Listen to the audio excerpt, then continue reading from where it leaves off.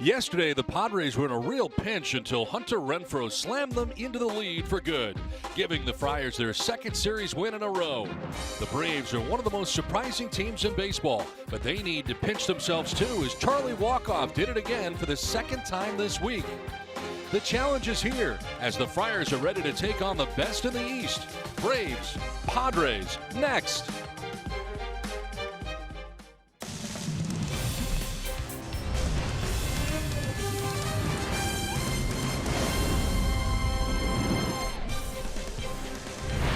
We welcome you to Petco Park in San Diego. It's game one of a three-game series between the Atlanta Braves and the San Diego Padres.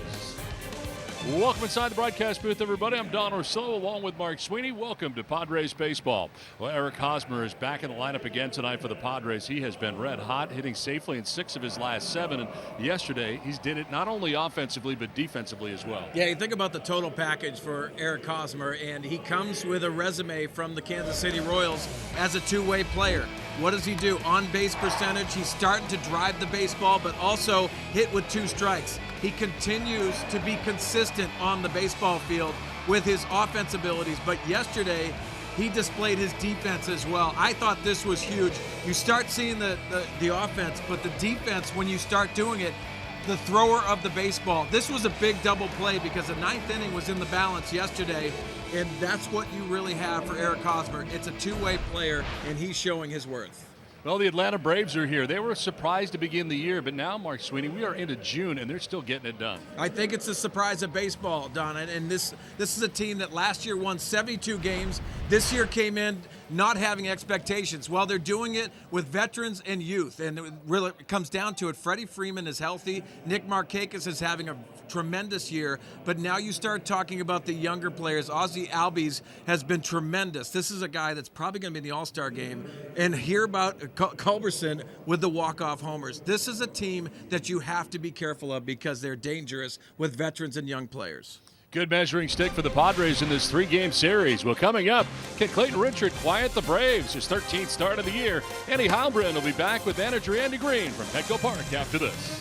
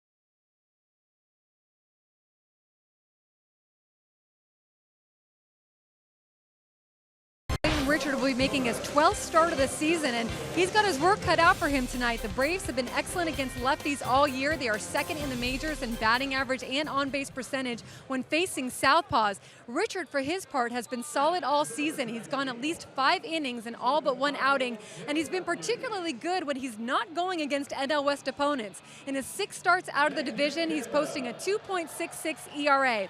Here's more from manager Andy Green, who says he doesn't want Richard to change a thing. Take a listen.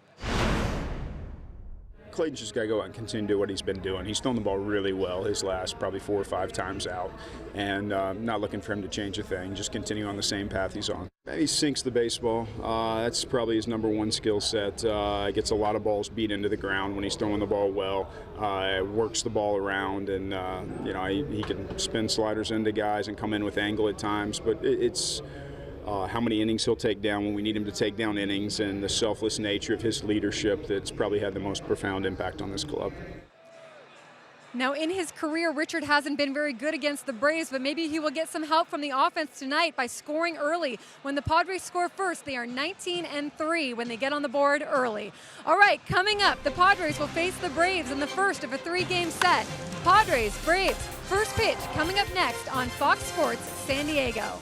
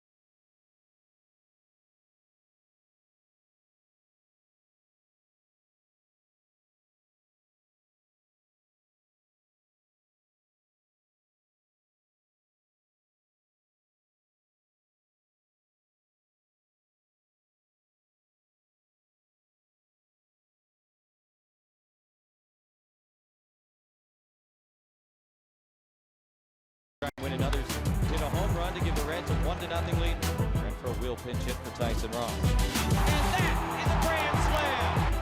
Corey Spangenberg takes it out of here. Padres take 2 out of 3 from Cincinnati. A 6-3 victory.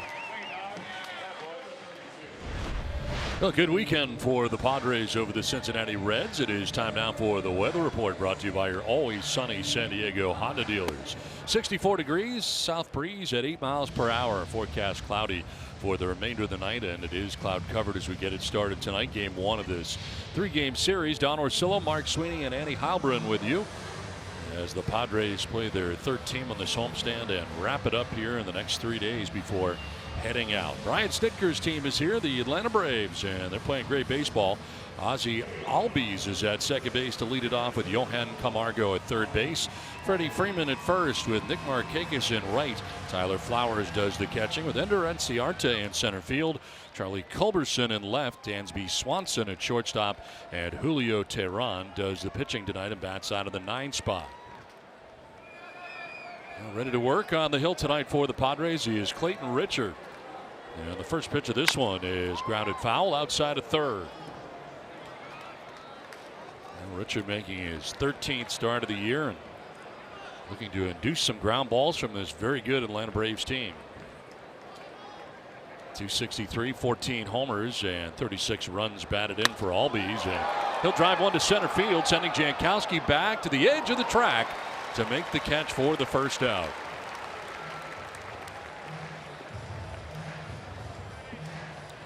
Now time to look at the scouting report, brought to you by GMC. And Clayton Richard have success with the first hitters. You saw that with Ozzie Albies. This is an aggressive team playing with a lot of confidence, and he's had some gems. As Andy talked about in the pregame, this is a guy that throws a lot of innings, and he is a hard worker, loves taking the baseball. Hopefully he can go deep in this game tonight. Johan Camargo batting now with one down in the inning. A .224 hitter, 5 homers, and 19 runs batted in.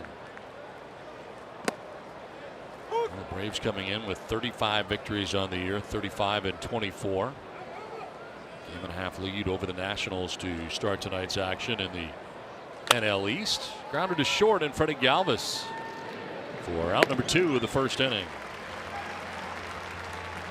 Well, here's the Padres defensively behind Clayton Richard, brought to you by your San Diego County Ford dealers. Left to right in the outfield, it is Hunter Renfroe in left, Travis Jankowski in center, Franmil Reyes in right, third to first, Corey Spangenberg, Freddie Galvis, Jose Perella, Eric Hosmer, with Rafi Lopez doing the catching. That's 28 games at second base. Perella 0 errors. No, he's done a nice job at second base, and that's a difficult thing, switching position to position. And Freddie Freeman bats now with 2 down and grounds 1 foul. You see early in this game, the Atlanta Braves are so aggressive. Yeah, they have come out swinging here. Albies with a deep fly ball to center field. Camargo with a grounder, 2 down. As Freeman will take ball 1. Yeah, that aggressiveness can work to Clayton Richards' advantage, especially if he gets on that ground ball run. Freddie Freeman, a 16-game hitting streak coming into this game. Longest active streak in the majors. Hitting at .375 during that time. A home run, 8 runs batted in, and the hard numbers 24 for 64. As he grounds it foul over by the Padres dugout. Don, how about this average against left-handed pitching? .385 for Freddie Freeman. Arguably the best first baseman all around in the game of baseball right now. Now the Braves kind of wear out left-handed pitching for the most part as a team. Ground ball right side, and Perella's throw in plenty of time to end the top of the first inning. A 1-2-3 inning. The Padres are coming up.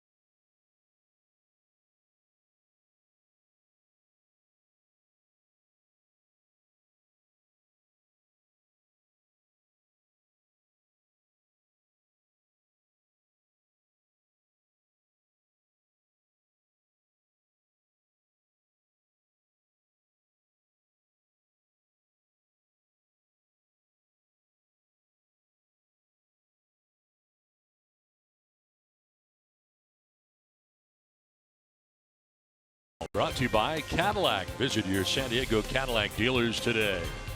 By Petco, the pet company.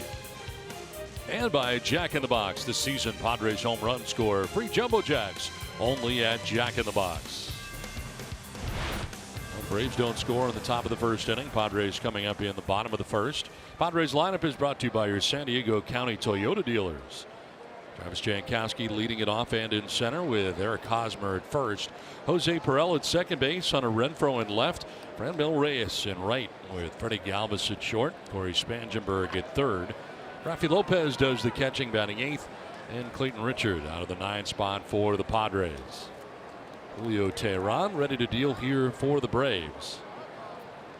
With Camargo in the grass at third. And Jankowski taking strike one. Travis coming in up over 300 at 302. The home run, 4 runs batted in. He was a first-round pick in 2012 by the Padres. Now his worth has been so good for the Padres offense at the top of the order. Infusing that energy, but also the speed element.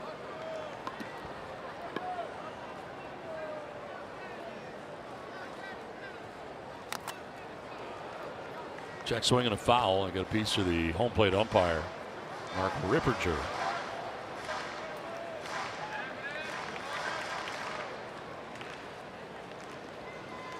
Not sure where it got him. Maybe on the mask. He was taking a look at that mask.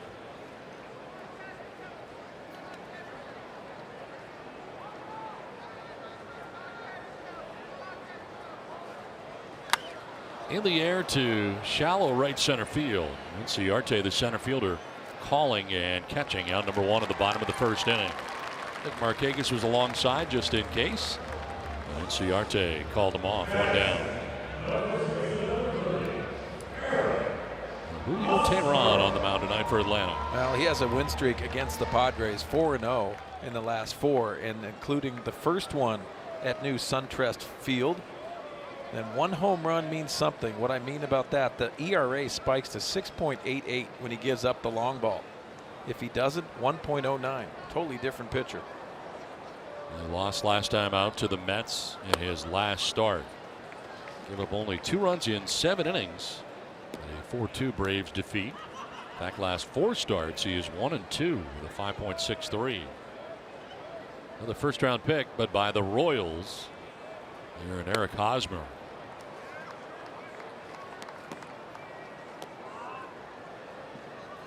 Teheran on 8 career starts against the Padres, 4-2. 3.76 earned run average. Big cut by Hosmer, and it's 2-1. You guys were at SunTrust Field. You opened it last year. What'd you think? I thought it was very nice. You know, it's very different. I always liked Turner Field, to be honest with you. I was a big Turner Field I was too. fan. I liked it. It wasn't that old of a ballpark, but this one is very nice. Apparently they've made some minor changes. This is in the air to deep right center field for Hosmer. It is back and it is gone. Eric Hosmer with a home run to right center. His 7th home run of the year, and the Padres jump on top 1-0.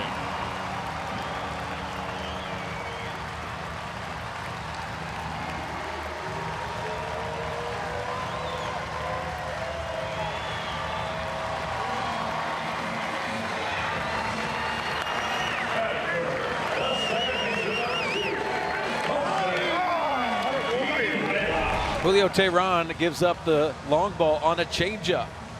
You can see Eric Hosmer sits right back on that, sees it well, and he knew it right off the bat. What a swing.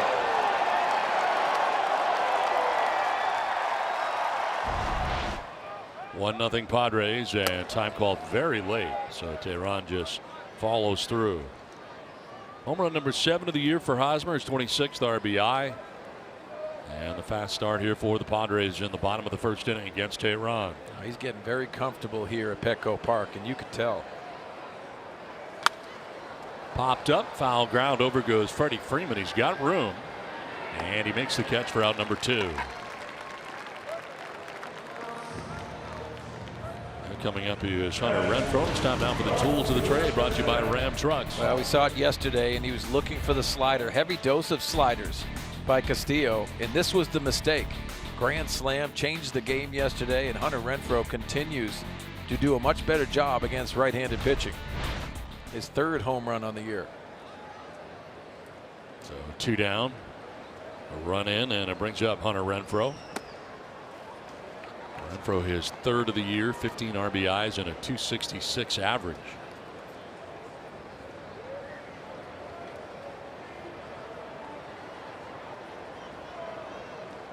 Came off the DL on Monday. He strained UCL. On a Renfro, 7 hits, including the grand slam on Sunday against the Reds.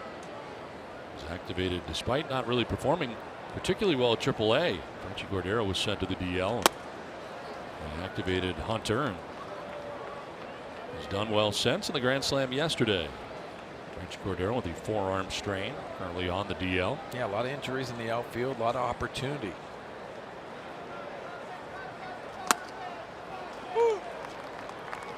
Now, I think for the Padre hitters tonight to watch over is the right-handed hitters. They almost want to look in because a lot of Tehran's misses are middle in to right-handed hitters. Franmil Reyes waiting on deck as Padres bat here in the home half of the first inning. Bounce in for ball 3. You always watch Tehran, and if he's walking guys, it's typically he doesn't have that command to his glove side. It's not necessarily velocity, but he doesn't necessarily add and subtract with too many pitches. He's trying to do that more. Sharply hit off the backhand of Dansby Swanson, and reaching will be Renfro. Oh, a hot shot. Swanson tried to go to the backhand to field it. We'll see how they rule this. It was hit pretty hard. Let's check out the Braves defensively, brought to you by Cadillac. Left to right in the outfield, Charlie Culberson, Ender Enciarte, and Nick Markakis. Third to first, Johan Camargo, Dansby Swanson, Ozzie Albies, Freddie Freeman, and behind the plate is Tyler Flowers doing the catching. Enciarte out there in center, a 2-time Gold Glove Award winner. Had good arms out there in the outfield as well. They charged Dansby Swanson with an error, allowing Renfro to reach. Yeah, that was a bullet. Hit pretty hard. Kind of exploded on it. Did get a glove on it and is charged with an error. So Franmil Reyes bats here with 2 down and a runner at first and a run in.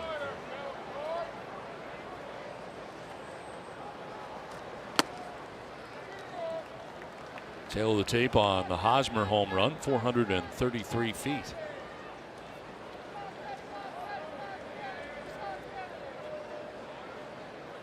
Home run number 7 of the year for Haas.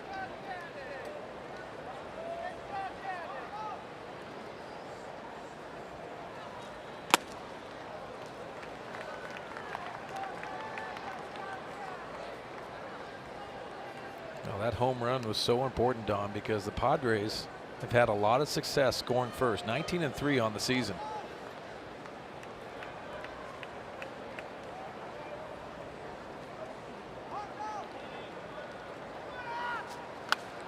Foul back by Reyes, and it evens at 2-2.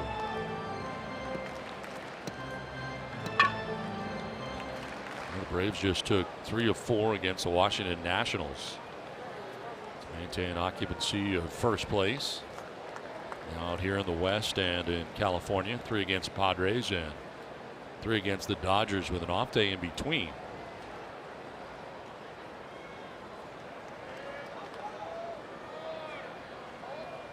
Reyes strikes out to end the first inning. But Eric Hosmer registers his 7th home run of the year, RBI number 26. On the home run, he puts the Padres on top 1-0 at the end of 1 from Petco Park in San Diego.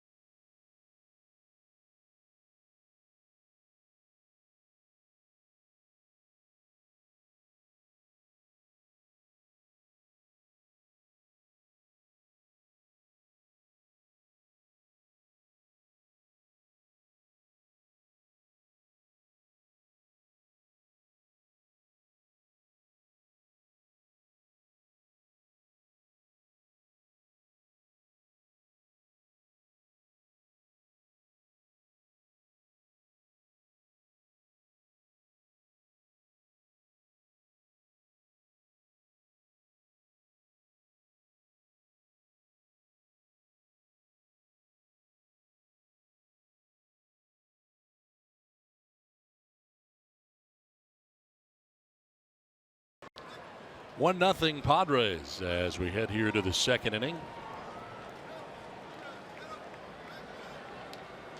Nick Markakis will lead it off. We'll see Tyler Flowers and Ender Enciarte. I think Markakis having a tremendous season. It is a contract year for him, and having a great year so far won't hurt things, that's for sure. Yeah, dangling the carrot in front of you. Contract year. He's the guy that can really handle the barrel of the bat to all fields. Fouls it off down the left field line on play. You know, both of these guys, Freeman and Markakis, can handle left-handed pitching. That's the reason why you see both left-handers back-to-back for Brian Snitker. They don't fear the left-handers. Freddie Freeman first in baseball against left-handers. Markakis third. On the ground down the line at third. Spangenberg picks it. The throw is good, and that's out number one. Let's throw it down to Annie Halbron. Yeah, guys, last night, Clayton Richard and his wife, Ashley, held an event at the Omni Hotel. It was called Uncorked for a Cause.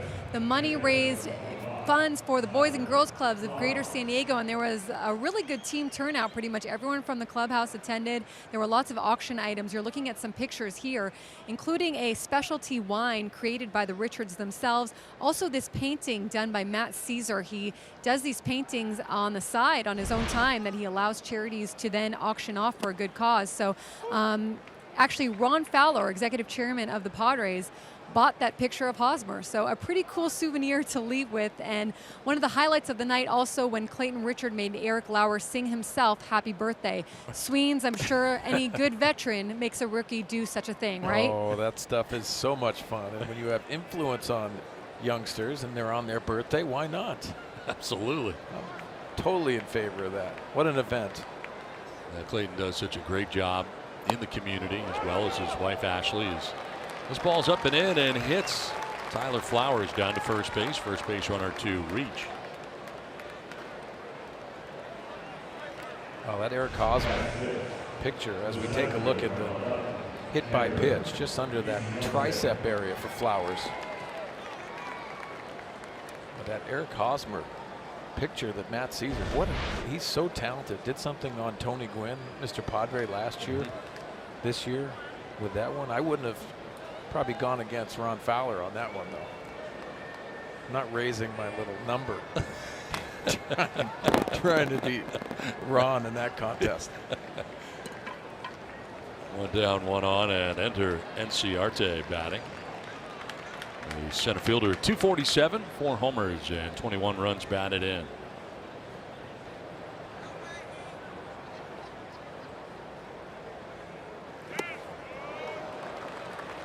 Jumping ahead here, 0-2 is Richard. And Richard allowed 2 runs on 4 hits through 7 innings, but took a no decision Wednesday against Miami. On a no decision, a 3-2 Padres win. Richard was efficient. This is grounded back to him. He'll go to second base for 1 to Galvis. Throw to first. Not going to be in time. Too much speed for Enciarte. Reaches at first base. You do get the lead runner in Tyler Flowers for the second out of the inning. Well, you love fielding the position, and you see Clayton Richard. Watch him drop down to be more accurate to Freddie Galvis. Too much speed by Enciarte. A nice turn. So a 2-out base runner here, and it brings up Charlie Culberson.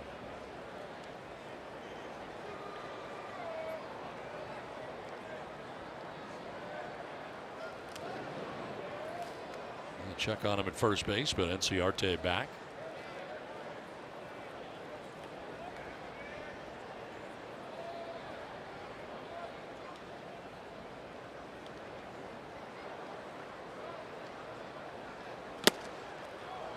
Picks up the corner for strike 1. Culberson has really had a flair for the dramatic. And that's the reason why he's getting that spot start. Why not? He earned it. Walk-off win yesterday. Down here 0-2.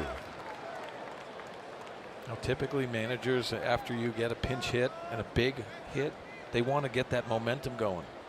Brian Snitker understands the importance of that. Charlie Culberson's trying to get some at-bats. check on first, and Inciarte back to the bag. No, he's got 18 steals. That's the reason why you're paying attention to him.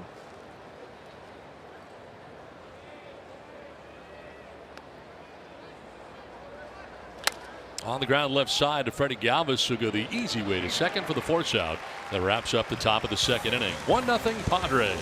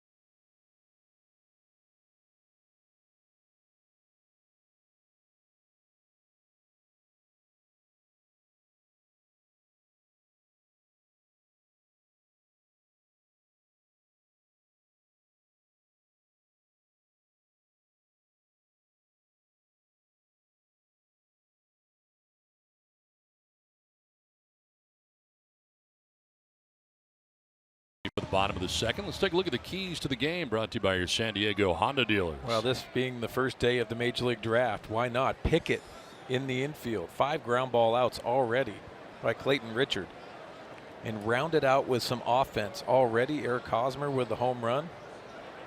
Good start to the keys.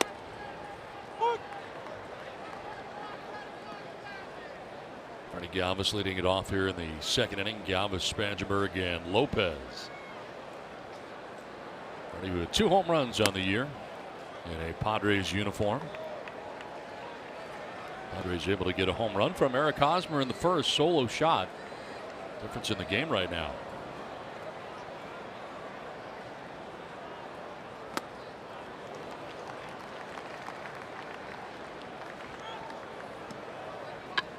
Galvis had .333 in his career, 33 at bats, 11 hits against Tehran.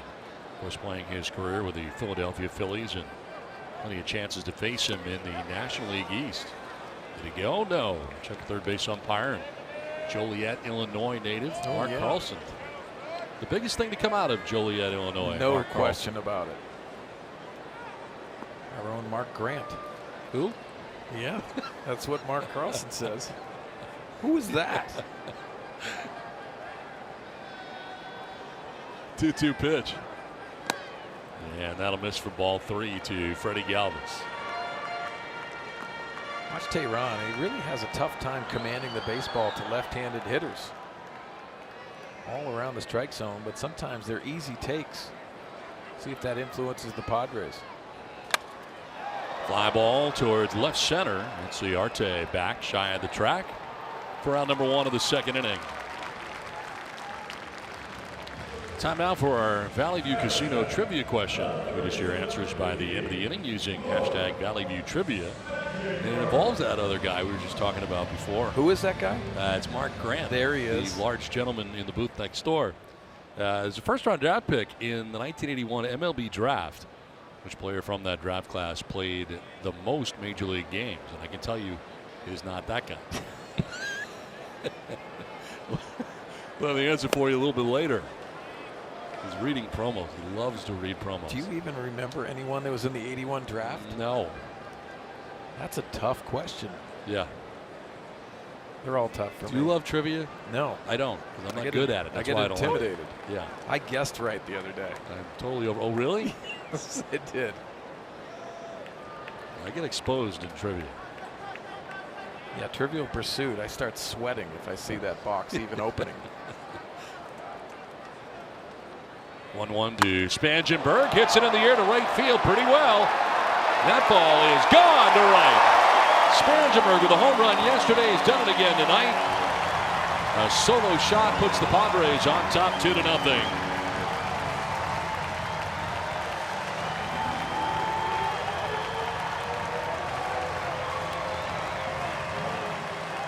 Some mistakes for Julio Teheran. Well, yesterday's was off Raciel Iglesias. That was the closer for the Reds. This one today off of Teheran. It's a really short stroke, and Corey Spangenberg can get on those hot stretches and watch out. See that power right there. That's a good sign. That pitch was headed in too, and he was able to get the hands in. Here is Rafi Lopez now with one down. Lopez batting out of the 8th spot. He's got a couple of home runs, 8 RBIs, and a 150 average coming in. He was originally drafted by the Chicago Cubs.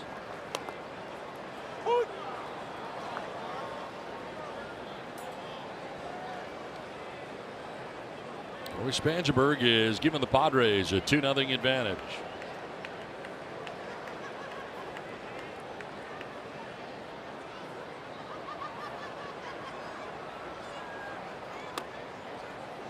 Lopez taking the strike at 30 years old. Rafi Lopez, the oldest rookie position player to appear in the majors this season. He did have 4 home runs with the Toronto Blue Jays a year ago, but did not have enough games to get rid of his rookie status. Well, did have a good month of September. We saw the home run ball. But really, the Padres brass were talking about how influential they could actually get lightning in a bottle here. Offensive minded, haven't seen the offensive numbers yet, but we've seen some very good defense. So handling Tyson Ross as yesterday, threw out a potential base stealer. There's a lot of value in that, especially with Austin Hedges down.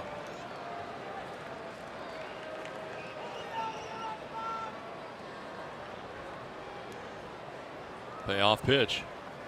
And Lopez will send it to the left side into left field, a base hit. Reaches out and pokes that into left field. Third Padres hit off Julio Teheran, and the first one that has not left the yard. Just hitting the ball where it's pitched. You can see the ball running away from Lopez. He goes with it. He's got to feel really good. He's starting to swing the bat with authority, but also hitting the ball where it's pitched. So one down. Lopez at first base brings up the pitcher Clayton Richard.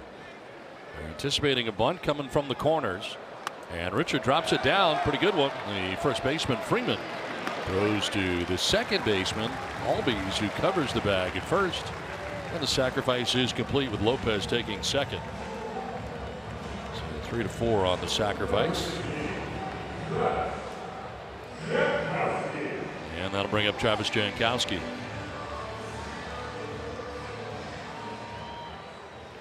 Travis flied out to center field in the first inning, 0 for 1.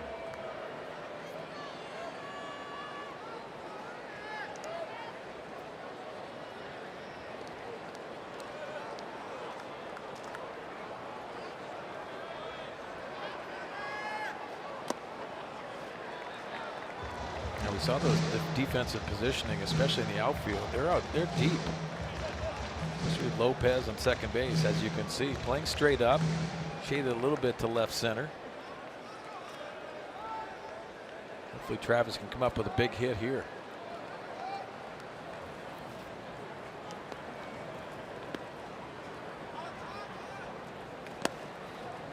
This is away and falls behind Jankowski, 2-0.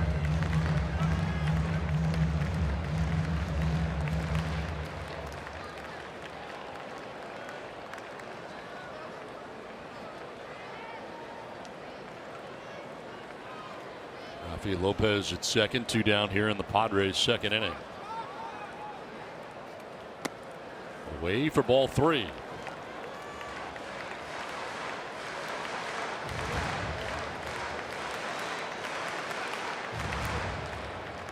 Hosmer waiting on deck, second time through here for Julio Teheran.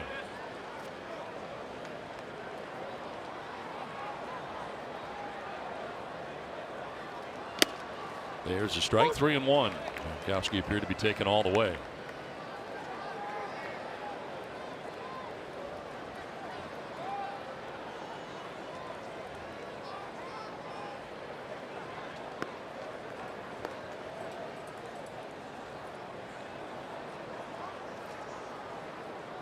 There's ball 4, and Jankowski down to first base.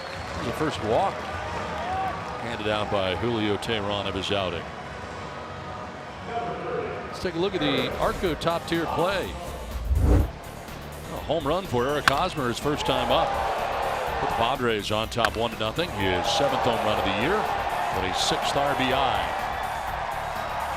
Their Sets added a home run by Corey Spangenberg and enjoy a 2-0 advantage as they bat here in the home half of the second inning. That's for more damage here for Eric Hosmer with runners at first and second and 2 down. Yeah, that home run came on a changeup. Let's see if he hunts that fastball early in this count.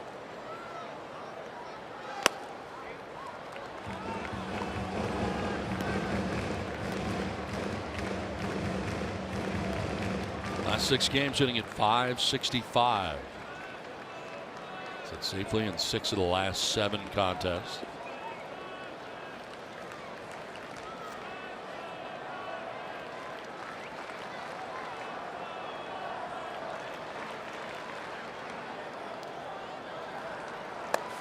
Up and away, and it's 2-0. 43 pitches right now, an inning and 2/3 for Teheran. And he's going to get a visit from his catcher, Tyler Flowers.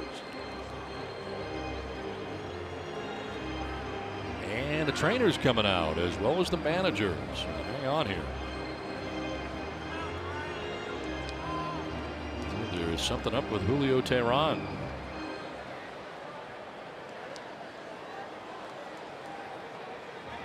Hernandez, the pitching coach out there, and Brian Snitker not far behind. Yeah, former Padre trainer George Poulos having discussions with Julio Teheran, see what's going on. That plate has been moving around on him a little bit. Command has definitely wavered.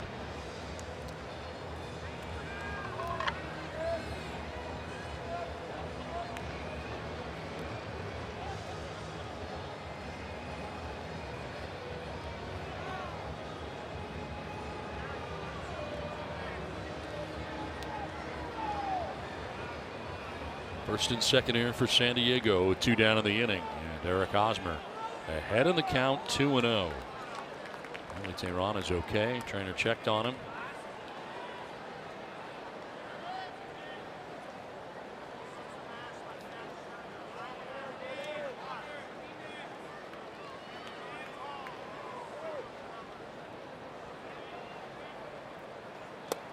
Strike over the outside corner. Generous call, perhaps. 2-1. Now, still a good take. And the reason why Eric Hosmer is looking for one pitch, one spot in that situation. 25th pitch of the inning is coming up. 45th of the outing for Julio Teheran. Pickoff play at second, and diving back safely at second base is Rafi Lopez. Cheating in from short was Dansby Swanson.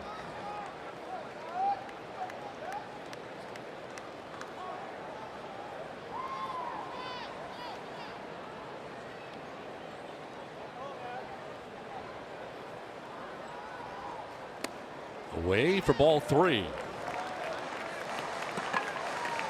A good hitter's count here for a good hitter.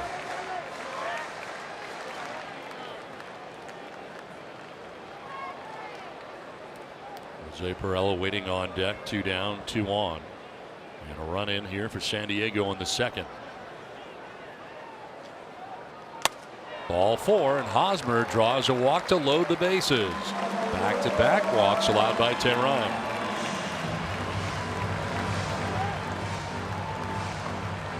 I think you're going to get some stirring in the Atlanta Braves bullpen.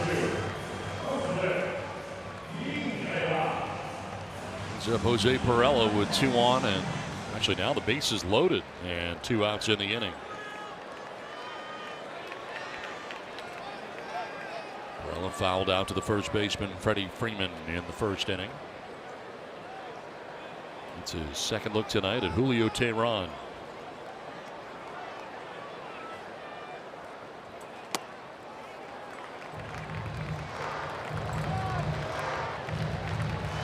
Perella hitting safely in 3 of his last 4 games.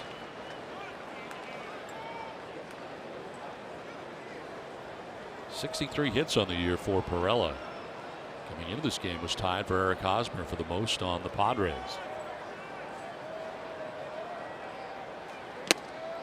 And ahead 2-0. Ronald's been falling behind. He's walked back-to-back hitters here in the inning. And look at that breakdown. More balls than strikes of the 48 pitches that he has tossed up there tonight. Just affords Jose Perella to look for his pitch. Look for that spot. I think he looks middle in here.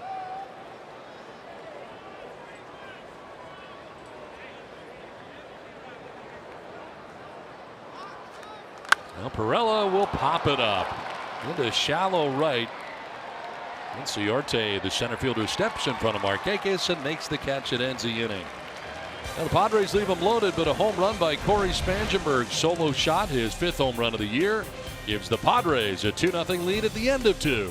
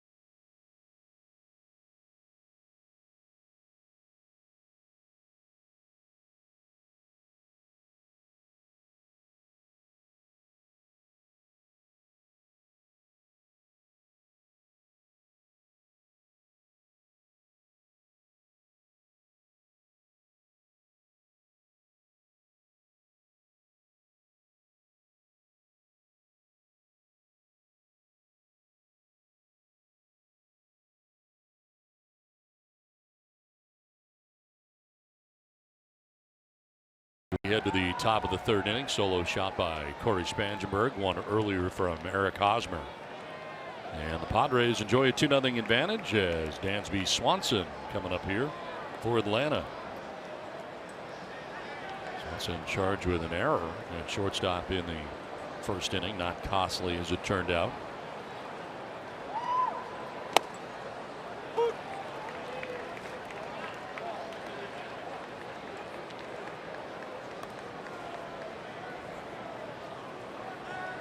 .263, 5 homers and 22 runs batted in.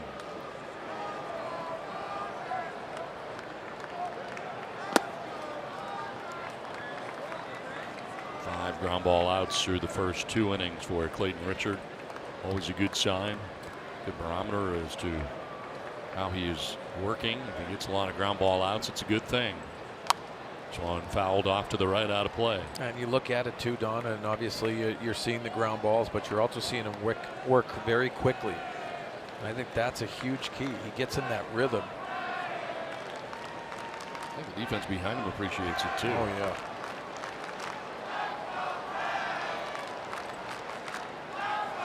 Swing and a miss. Swanson strikes out, but they got to throw him out. Got away from Rafi Lopez briefly. He does. First K for Clayton Richard. It's time now to answer our Valley View Casino trivia question. Mark Grant was a first-round pick in the 1981 MLB draft. Which player from that draft class played the most major league games? Joe Carter. Fred McGriff. Oh. 2000 Crime Dog.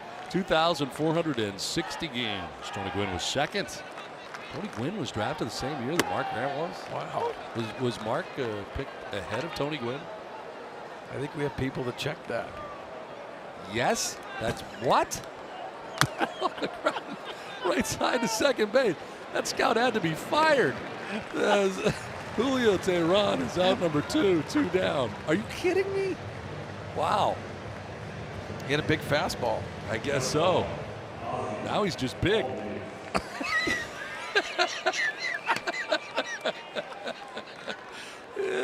I feel bad. He can't defend himself. He has no idea what we're saying. Right, it's great. there. I love it. It's so good. Nice glasses. 2 down here in the third. Before Tony Gwynn. Before Tony Gwynn. Oh, Yeah. Wow. my goodness. Who was that scout? Fire him. Whoa.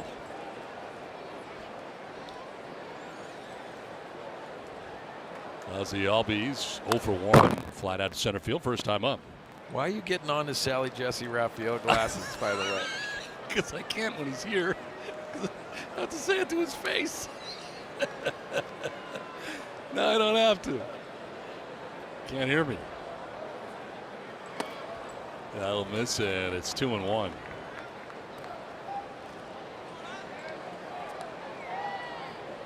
Albies is 0 for June right now. He's 0 for his last 15.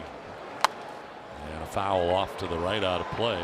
Evens the count at 2-2. Got off to such a hot start. And that's the reason why the Atlanta Braves were considered one of the surprise teams. Now they are starting to sustain it because he's felt very comfortable in the batter's box. You know, with these younger hitters, they start getting a little more aggressive. Obviously, the home run ball comes into play. But he's positioned himself very nicely to possibly be in Washington, D.C. for the All-Star game.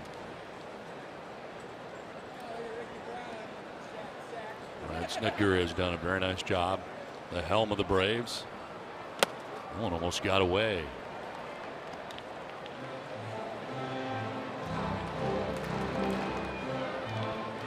Mohan Camargo waiting on deck here for Atlanta. 2 down in the third. And that's ball 4. First walk handed out by Clayton Richard of his outing. 2 out base on balls. Second time through the order here for Richard. Mohan Camargo coming up.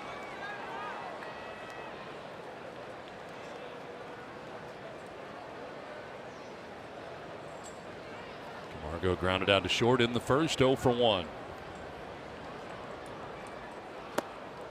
Mal Camargo, 5 home runs on the year, and he had a special one the other night in Atlanta. Hit a home run with his mom in the stands, and what was great about it was his mom's birthday. Pretty incredible moment for the young third baseman.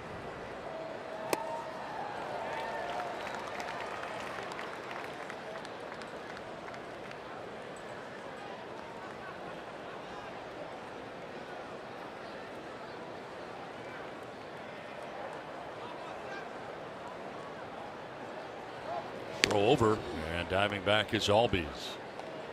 6 stolen bases on the year. These Atlanta Braves will pick their spots to run.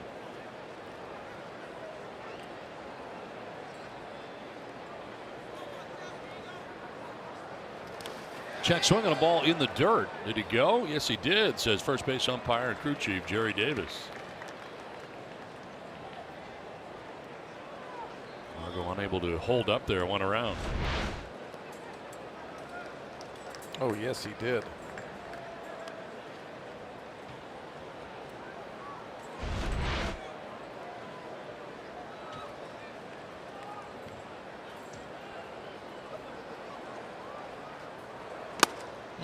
Strike 3 call, and Camargo frozen. Second strikeout for Clayton Richard. 2-0 Padres.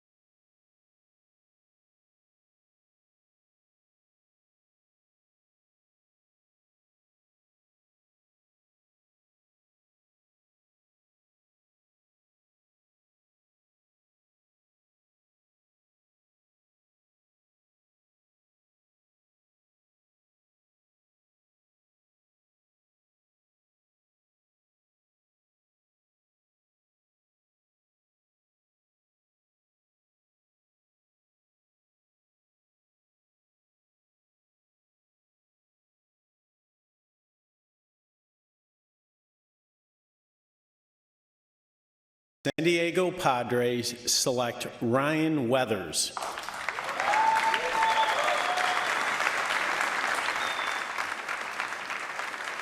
Ryan is a left-handed. Well, the first-round draft choice by the Padres, of course, today is draft day. And Mark Sweeney, apparently you played with his dad. Yeah, pretty important. David Weathers, 19-year career that he had, and obviously imparting that wisdom on his son. And congratulations, that's exciting for the Padres. Eye-popping numbers in high school, left-hander. But you know he has the ability to understand the big league game. And I would expect him to be a fast mover. From Loretto High School in Tennessee, 7th overall pick the Padres had. And exciting news for the Padres. He is 18 years of age and his numbers are eye-popping. Granted, they are high school, but still, nevertheless, 10-0 with a 0.09 earned run average. That's incredible. Hunter Renfroe leading it off here in the third, and here are those numbers we were talking about. In 76 innings, all he's got is 148 strikeouts. I tell you what, his dad had so much respect in the game of not only his teammates, but the peers, and his work ethic and what he put into it. So I know he's going to impart that on his son, but it's going to be exciting. I can't wait to see this young man because he's going to have poise. It's almost one of those things that David relied on that so much. He was a reliever most of his career. Did win a World Series championship with the Yankees, so he has that too. That's an exciting pick. 2-2 is up and away, and a full count now to Renfroe. Oh, A.J. Preller's got to be so excited with his staff and how much time they put into it. Every staff does throughout baseball. But this is an exciting time for the Padres to add to that #1 ranked minor league system. Fly ball the other way, struck pretty well. Markakis back. It'll take him to the edge of the track, but he's there to make the catch. And Hunter Renfroe, the bid the other way, is retired. Round #1 here at the third inning. So 1 down, and that'll bring up Franmil Reyes.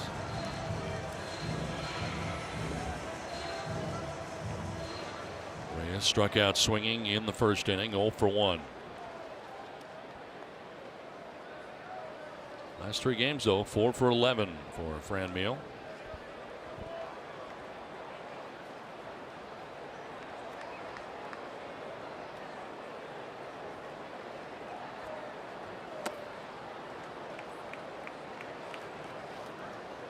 Leo Tehran coming into this outing. His 13th of the year, 4-3, a 4.03 earned run average. Gave up a home run in the first, a home run in the second. That's the bad news. Good news is they're both solo shots. He got out of a bases loaded situation after the home run. Padres left him loaded when Jose Perella flied out to center. And Padres have left 4 men on through the first 2 innings of this game.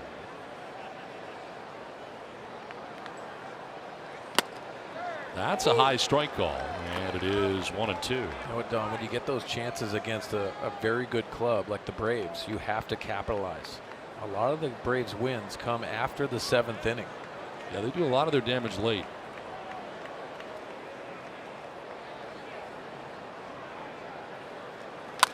Grounded softly towards first. Tehran's got to get over there and cover, and he does with plenty of time to spare. 2 down here in the third inning. So a fly out and a ground out, and so far a much quieter third inning for Tehran. Yeah, you just don't want him to settle in. Obviously, the pitch count's going to come into play. His next offering will be number 60. When you got him on the ropes, you got to try to get that big hit. 2 down for Freddie Galvis. Flat out to center field in the second inning, 0 for 1.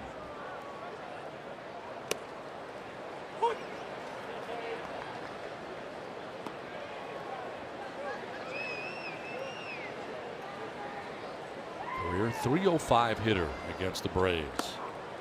Again, faced him a lot in the National League East as a member of the Philadelphia Phillies. Starting his 62nd game of the year of a possible 62. Of course, last year played in all 162 games. He's only missed a couple of innings so far this year. Yeah, he's a workhorse. Absolutely loves playing the game of baseball. One of those guys that you think about in basketball, they call them gym rats. That's exactly what Freddie Galvis is. Loves the game of baseball.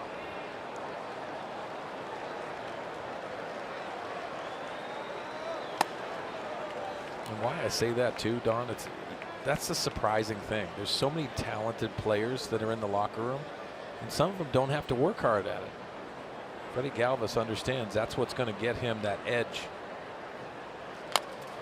On the ground, and Tehran's going to go cover again. Freeman way over towards second, and it's going to be late. Galvis will reach.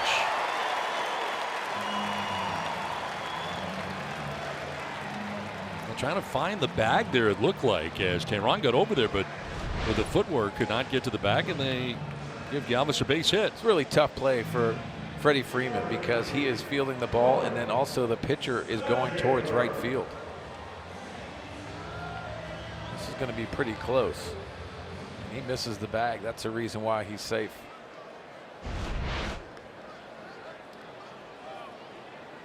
So a hit for Freddie Galvis. Fourth Padres hit. He's aboard with 2 down in the inning.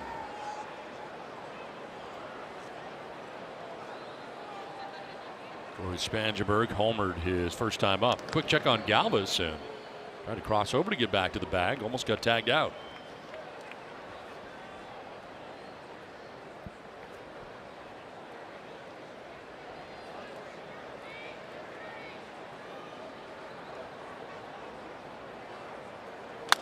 On the ground, Tehran with a great play off the third base side of the mound, makes a good throw, and a nice play by the Braves pitcher. It's 2-0 Padres.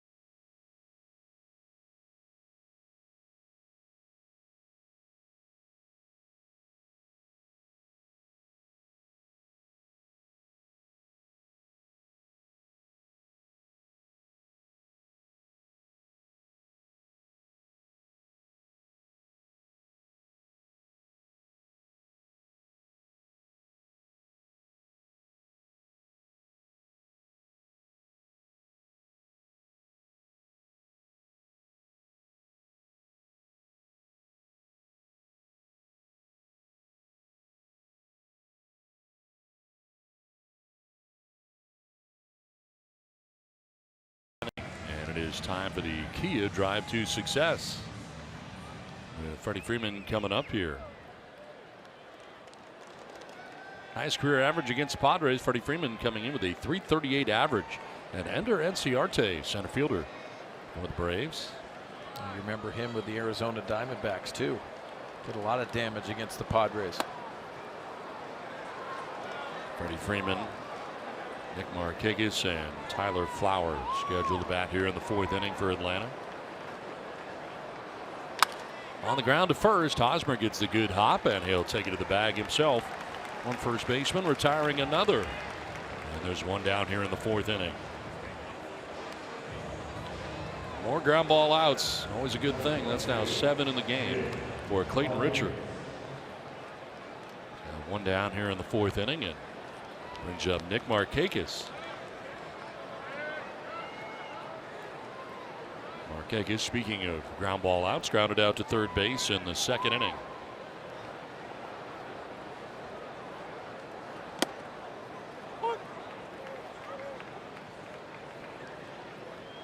through 59 games last year, he was hitting at 288. This year at 328. How about the home run? 7. Yeah, that's the surprising part, Don. He's not known for his home run power. Obviously, they come in bunches. 7 home runs already on the year. Most he's had in any year is 23, but that was with the short fence and right at Baltimore back in 07. Then in the big leagues, first with the Orioles, of course, from 2006 to 2014, and this is already his 4th season in Atlanta. Sprays it foul down the left field line, out of play. He was a first-round draft choice. First, he was a 35th round pick by the Reds, didn't sign, and a 23rd round pick by the Reds, didn't sign. Orioles first round pick and 7th overall, 2003. He did sign then. Well, obviously the Reds liked him, but he didn't like the Reds. No, he didn't like being picked 23rd or 35th. Yeah, well, that was a good decision. You know, a lot of that comes into the confidence that you have within yourself. Because that's a very difficult thing. You think about an opportunity to get to the next level. And turning it down and then hoping that also you don't get hurt, I would think, too. It's frustrating. And obviously you have to think about all of the things that go into that decision. Did you get drafted? I got drafted my junior year. And it was the 39th round by the Dodgers. And I was shocked that I went in the draft. So you passed? So I passed on it. I said, you know what? We have a really good team coming up in my senior year. So I went back.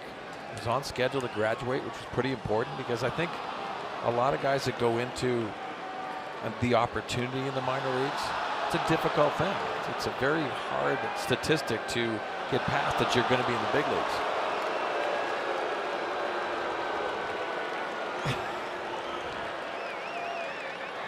My boy EY couldn't get the ball over the net. Liner to left, and that's going to get in for a base hit. It is the first hit of the night for the Atlanta Braves. A one-out single for Nick Markakis going the other way. And speaking of the draft, let's check back in with Annie. Yeah, guys, I was in the clubhouse today talking to players about the draft, and I heard some great stories. Jordan Lyles got drafted on the day of his graduation. He said he got the call in the morning, went to his high school graduation, and then came home after that and celebrated. Craig Stammen was playing a summer college baseball game. He asked his manager if he could bring his phone to batting practice, and that's how he found out. Andy Green said he was playing golf. He didn't expect to be playing professional baseball or get drafted, and so the trajectory of his life was changed on that day. And Phil Maton said he expected to go on the second day, didn't end up getting the call until the third. He called the experience horrible. He said that just the anticipation of waiting, he didn't think he was going to get the call at all. Well, Andy, thanks very much. Here's another opposite field base hit. First Markakis, now Flowers. And the Braves have something going here with runners at first and second and one down. Okay, so you turn down the draft. Then you go back. When do you get drafted again? I got drafted by the California Angels at the time. Now it's not all the Anaheims and everything else. It was the California Angels in the 9th round. Okay. And I was fortunate just to have that opportunity again. But it's exciting for these guys. But there's also guys that have expectations that they're going to go high in the draft and they don't go, as Andy touched on. That's difficult to have. But I was at University of Maine, had my degree, and said, hey, let's take an opportunity. Let's give it a shot. And was very blessed to have that opportunity. Not 10th overall, I know that. Where were you when you got the call? I was up at University of Maine, and I shared it with my parents, which was always one of the things that I wanted to do. But it was just it was like, what's next? And all of a sudden I'm flying down to Arizona and meeting a guys I'm going to go play with in Boise, Idaho. That was our first summer. But man, it's eye-popping. Swing and a miss here. It's that feeling that you're going to college again. And that's the difference of the sport. So many people say, why does it take so long? Well, you have development because there's so much into what really happens at the big league level here that you have to work through in the minor leagues. On the ground right side, ranging is Pirella. He'll go to first base for the out there. And the only play he really had was momentum taking him that way. The runners will advance, but Enciarte retired at first base 4-3, 2 down. Smart play by Perella. Well, it takes him to his left, and watch how he reacts. He sees the runner in front of him. He can anticipate that, but that's a tough throw to go to second base. Just take the out.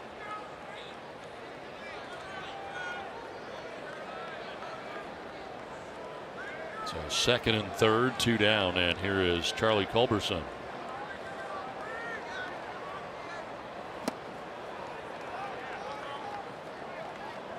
Culberson grounding into a fielder's choice in the second inning, getting his second look at Clayton Richard.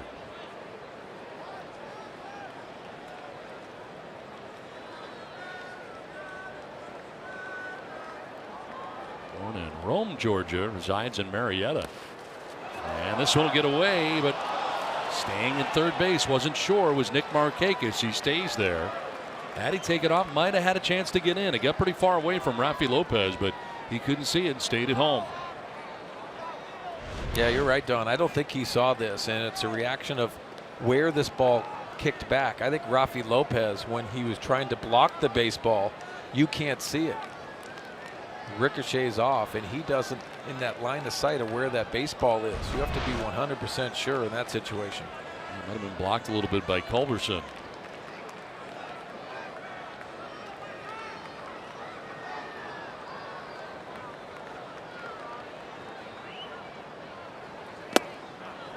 Framed by Lopez, close pitch, but called the ball, 3-0. Now base open here, you can still pitch around the strike zone. Take your chances with Dansby Swanson next. We've seen Clayton Richard do this from time to time. There's a strike, 3-1. Culberson reaching the majors first with the Giants, then spent time with the Rockies, then of course last couple years with the LA Dodgers. Now an Atlanta Brave. Time call, backs out. Next pitch will be the 60th of the night for Clayton Richard.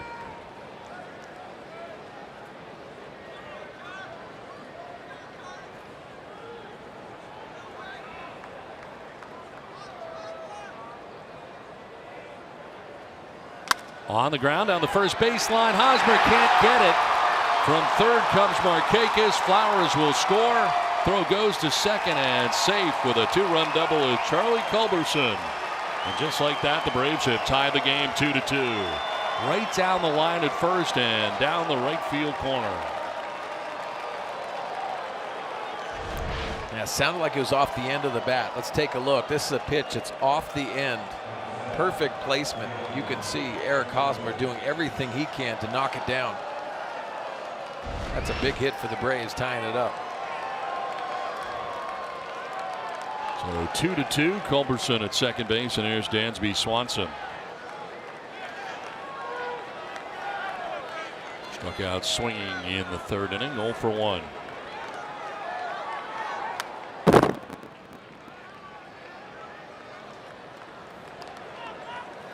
Now time for the Lowe's whole team together.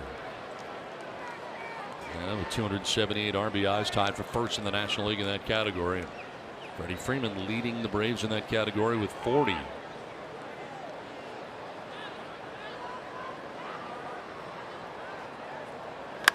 Down the line at third, but foul. And second time through here against Clayton Richard, and the Braves have made some adjustments. We talked to some of the scouts, sorry Don, about the Atlanta Braves and why they're so successful. They make in-game adjustments. Like we touched on earlier, the late inning heroics score a lot of runs after the 7th inning.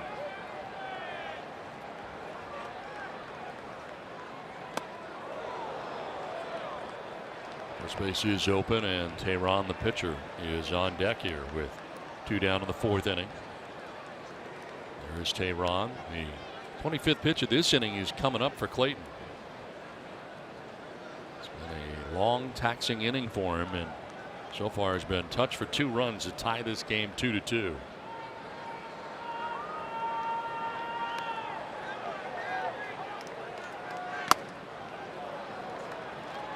2-2. Look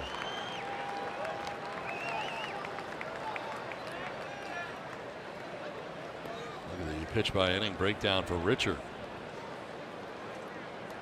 Deuces are wild on the scoreboard and left. 2 balls, 2 strikes, 2 outs. Game tied 2-2.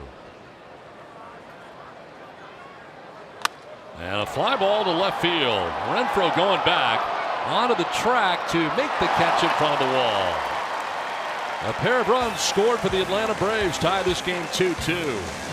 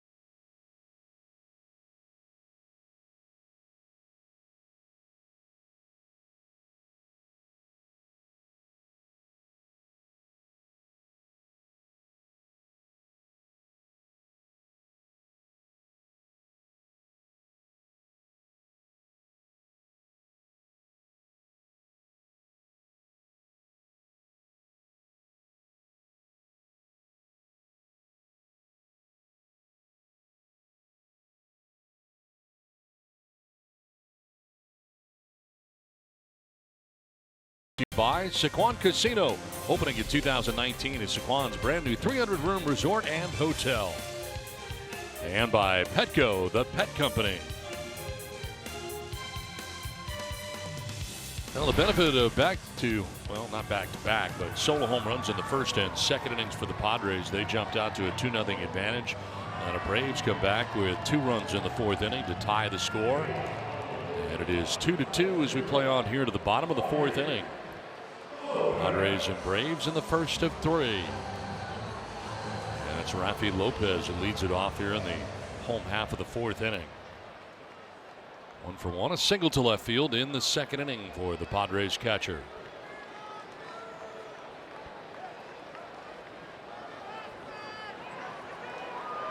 Leo Tehran, 65 pitches deep into his outing.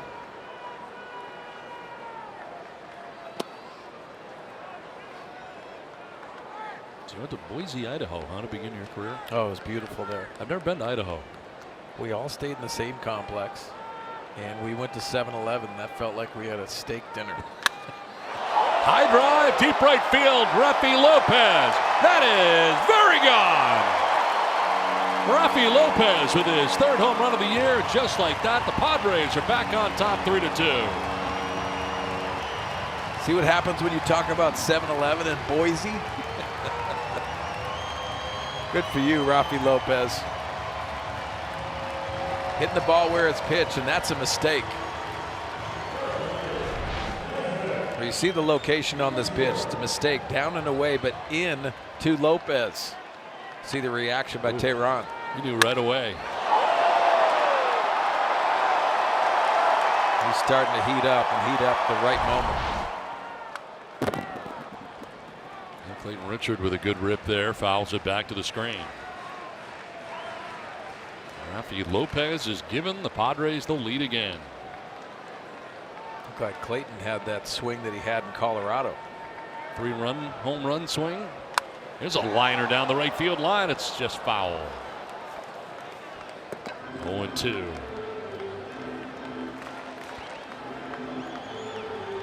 Sacrifice bunt first time up.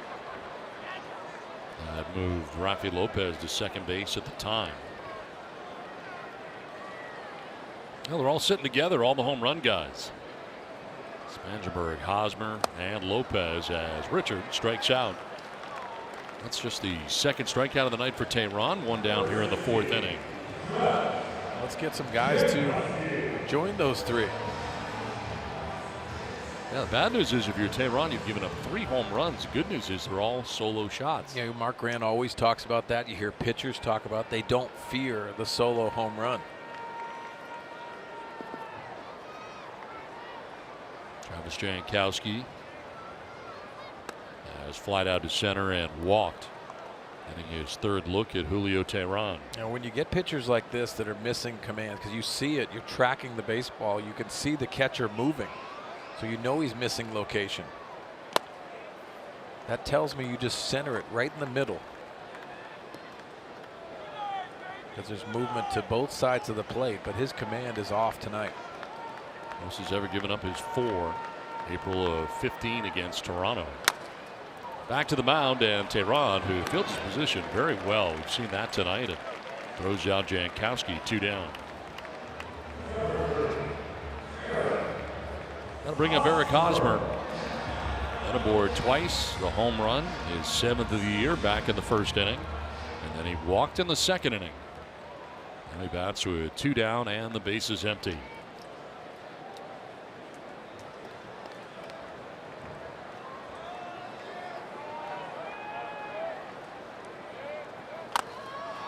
Now it's a fair ball. Jumping out there is Flowers to throw him out. Didn't go very far, but a fair ball, and it ends the inning. Rafi Lopez with his 3rd home run of the year puts the Padres back on top 3-2. To the 5th inning we go.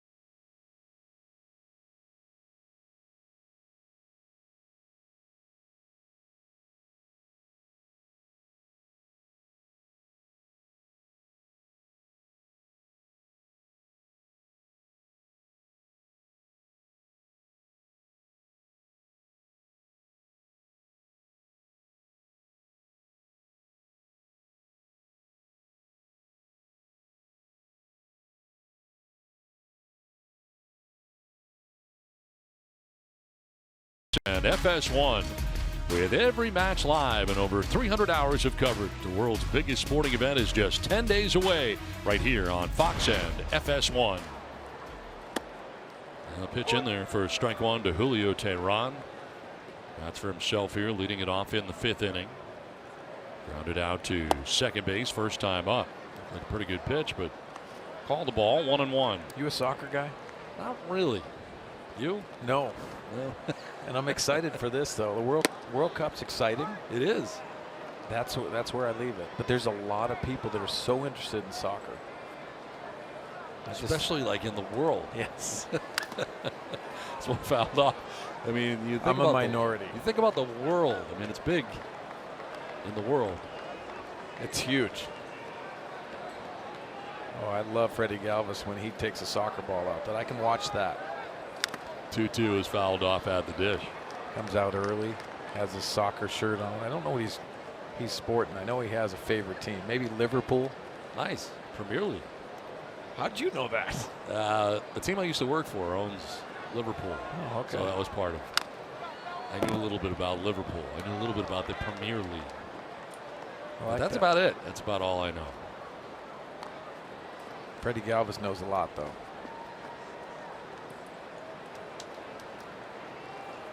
This one is grounded down the third baseline, going to trickle foul.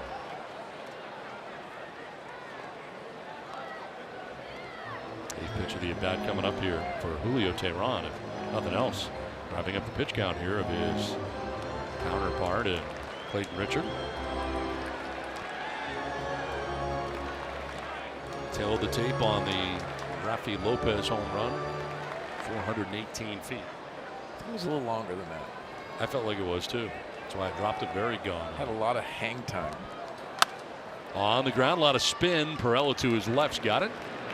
And throws out Teheran. Finally getting rid of him. 4-3. One down here in the fifth. I got to be honest with you, though. I thought it was too high at one point. The way it was, I mean, it was majestic. Yeah, and the reaction of Nick Markakis really told everything. Yeah. He just took a peek. But I was a little worried that maybe he was going to come down on the warning track after I dropped the very gone. How do you get that back? Very gone off the track. Yeah. One down. Here is Albies, who has flied out to center and walked. I wonder if Mud, what inning was that?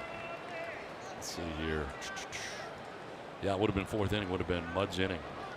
I wonder if he yelled launch angle. I bet he did. He loves launch angle. Loves launch angle. I'm not a fan. I don't think he is either, really, just like saying.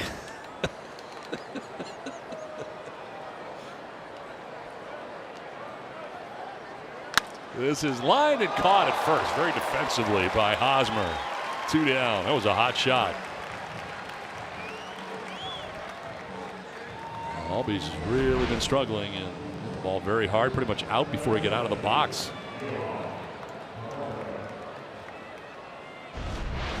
So 2 down here in the fifth inning, brings up Johan Camargo.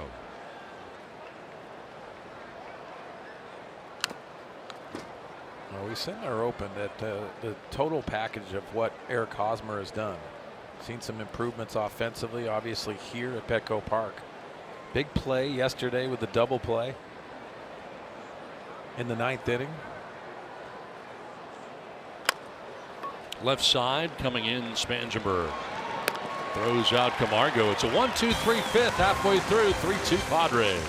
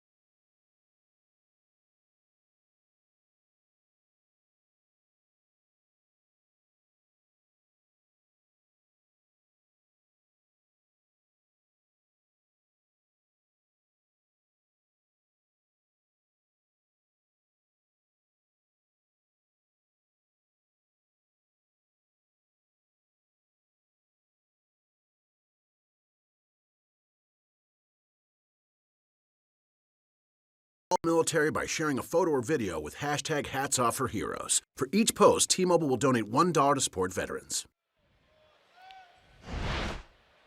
Now on to the bottom of the fifth inning back at Petco Park in San Diego, where the Padres have a 3-2 lead. And it is 3, 4, and 5 coming up here for San Diego. Morello, Renfroe, and Reyes. Perella 0 for 2 has fouled out to first and flied out to center. Julio Teheran back on the hill.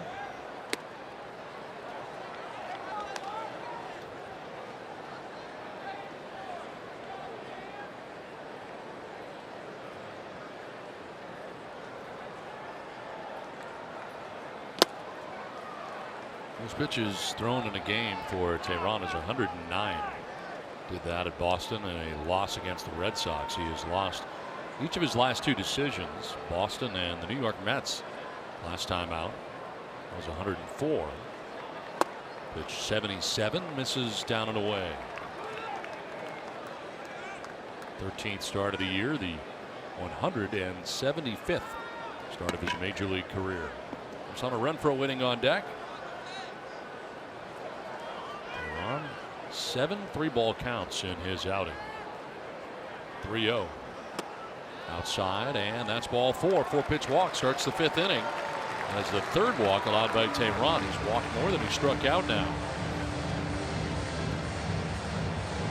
Well, it just looks like he's been fighting himself as you see Brian Snitker looking down his lineup card, trying to script out the rest of the way.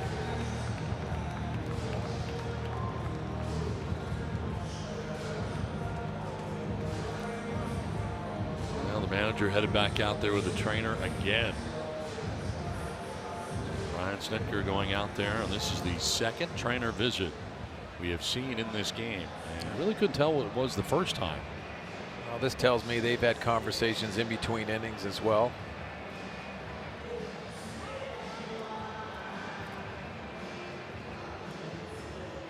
You know, the hard thing is when you get those competitors that just want the ball, they're not going to tell you the right answer. Not going to give in because they want to have that opportunity to fight through it. Sometimes that's not the best idea.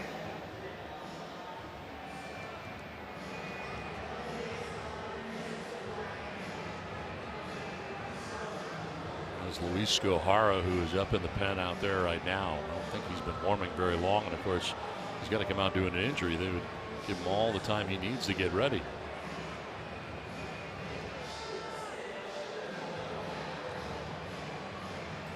Looks like they're trying to talk him into coming out of this game. And looks like he will come out of the game. A leadoff walk for Jose Perella on 4 pitches, and Teheran leaving with an apparent injury. What that is, we have no idea. Pitching change from Petco Park in San Diego, where the Padres have a 3-2 lead.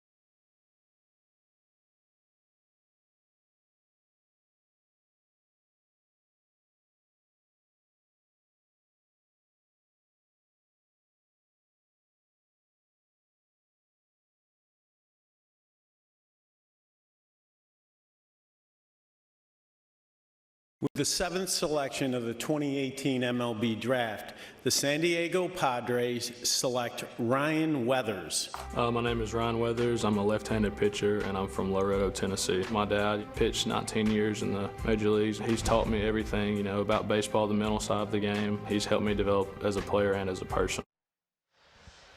Well, the first-round pick by the Padres, 7th overall today. Left-handed pitcher Ryan Weathers.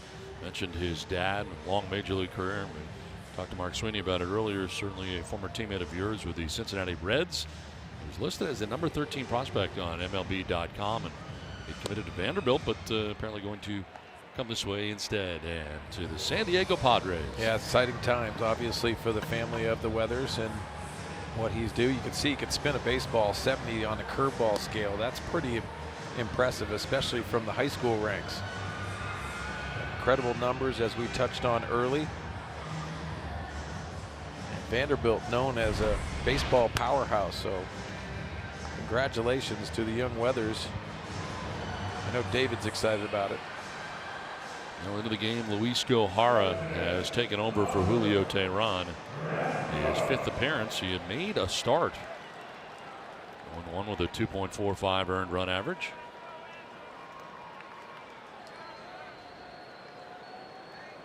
Takes over for Teheran. We will pass along any word that we get in regards to any kind of injury. He left the game with an injury. What that was, we don't know.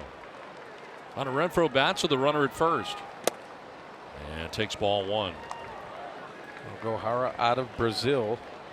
A lot of people say he fashions his game behind CC Sabathia. You can see some attributes that CC has along with Gohara. This is a top prospect in the Braves system. Goes over to first, and back is Perella.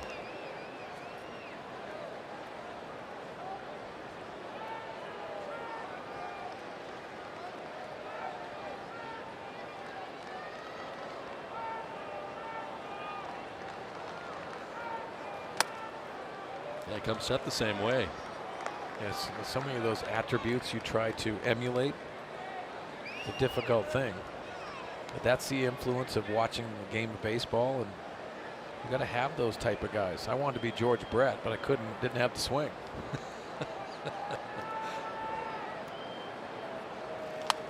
One foul back to the screen, and it's 2-1. I know we've always talked about it too. You had some friends. You were always fascinated on the guys that you absolutely love watching the game of baseball. You had some favorites as well. Absolutely. I had the Dwight Evans stance all the way through Little League, and that could be part of the reason I never made it out of high school. Go to first, and back to the bag is Perella. Dwight had his feet pigeon-toed, Yeah. And that worked for him just great, but not so much for me. That was difficult for you.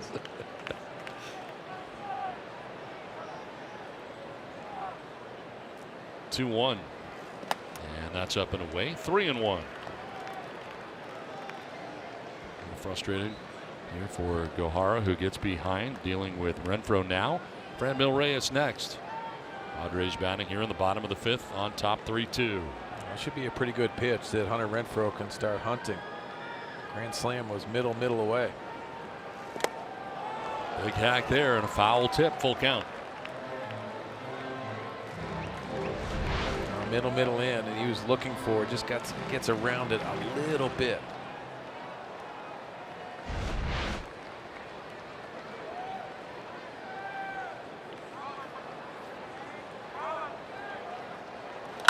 Line to left, and that'll get in.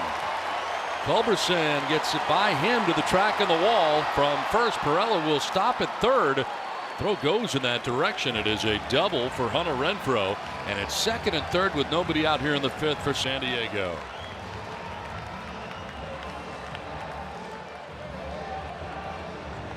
Took a healthy hack on that 3-1 pitch, and you see Hunter Renfroe starting to lock it in. He has been pounding left-handers all year long. A 93-mile-an-hour fastball. Ripped a ball to shortstop his first at bat against Teheran, and this lefty hammered to left. Second and third, nobody out. Franmil Reyes coming up. There's Perella at third. Renfroe's at second. A deep end pretty much straight away here on Franmil Reyes. Time call. The catcher asking for it, Tyler Flowers.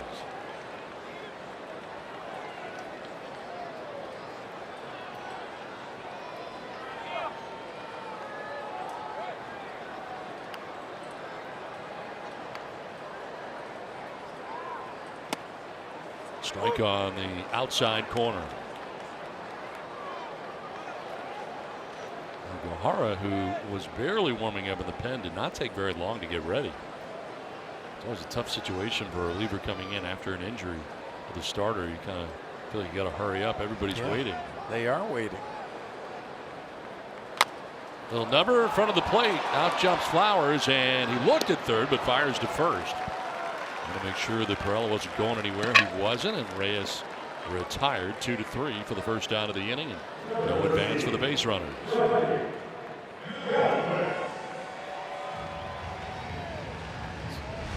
A good pitch by Gohara. You see it down and away. The weak contact by Reyes, but then Flowers has a tough position. He looks the runner back to third base, gets the out at first. Second and third, one away, and it brings up Freddie Galvis.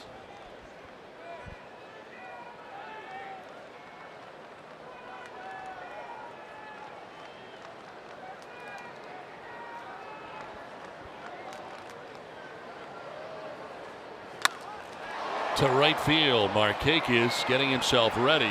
He'll make the catch, tagging at third is Perella. Throw goes to second, run scores, and the Padres take a 4-2 lead. Sacrifice fly for Freddie Galvis. 2-run lead is back again for San Diego. And on the play, Hunter Renfroe tagged up and moved to third base.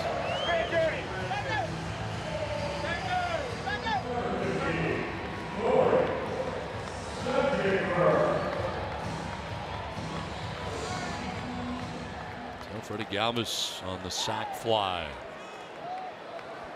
Renfroe, another potential run 90 feet away. And here's Corey Spangenberg. Solo home run in the second inning, grounded back to the mound in the third inning.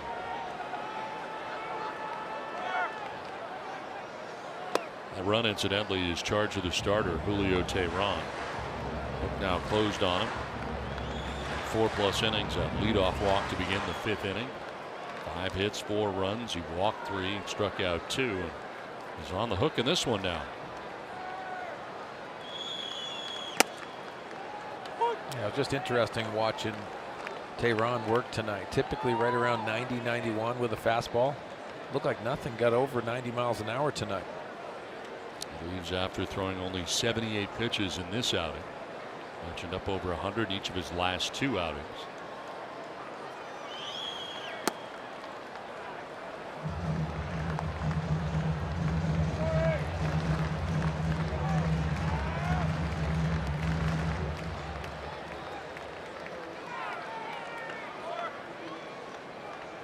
Richard ready for his plate appearance if he gets that far here in the inning with the batting gloves on. 2-1 to Spangenberg, and that is a fair ball down the right field line to the corner. From third comes Renfroe. Spangenberg headed for second. He's thinking 3. Headed in that direction. He'll get there standing.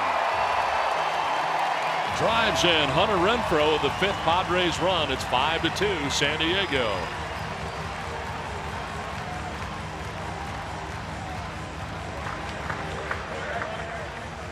Well, he's halfway there. First at bat, the home run. Now the triple. Could get interesting if he gets a couple more at bats. You can see Corey Spangenberg. He's starting to heat up. Yesterday with the home run. Tonight's leading off with a home run. It's a good sign.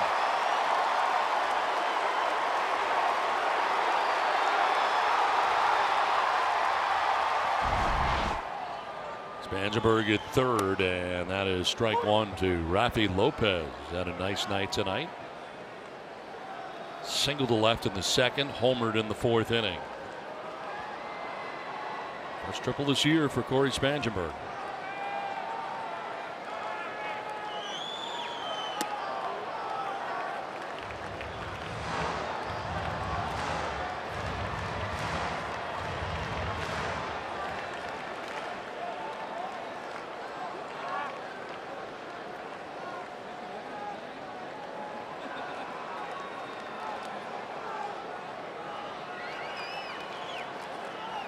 Line to left, and that's in for a hit. From third comes Spangenberg, and the Padres take a 6-2 lead. Rafi Lopez with his third hit of the night drives in his second run. 6-2 San Diego.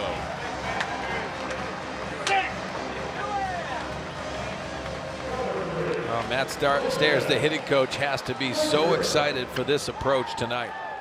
Guys have grinded out at bats. The plan is there. Left on left and going the other way. That's pretty. So nice. Now Clayton Richard. A swing and a miss for strike one. Richard with a sacrifice bunt in the second inning. Struck out swinging in the fourth. And it's a happy Padres bench right now. They put together a 3-run bottom of the fifth inning so far and enjoy a 6-2 lead. Richard taken all the way.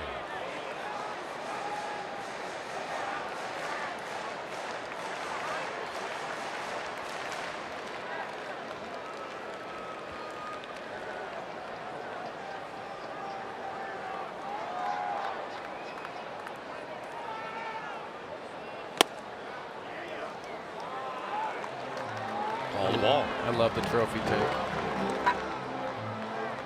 Just standing.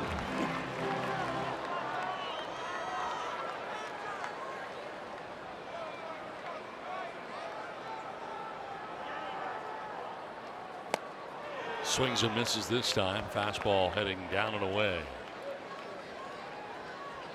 Now for Rafi Lopez, it's career high, 3-hit night.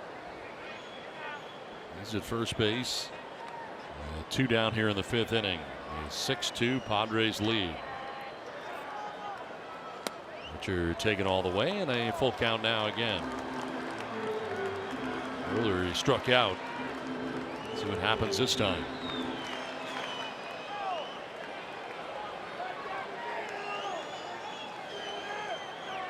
Jankowski on deck with 2 outs here in the fifth. And that's ball 4. He walks Clayton Richard. So down to first for Richard. Rafi Lopez to second. A frustrated Gohara. Oh, the trophy take got him again.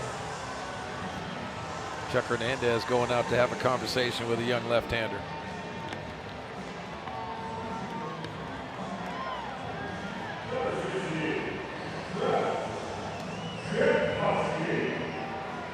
At the top of the order, Travis Jankowski coming up, 8th member of the Padres to bat here in the fifth inning.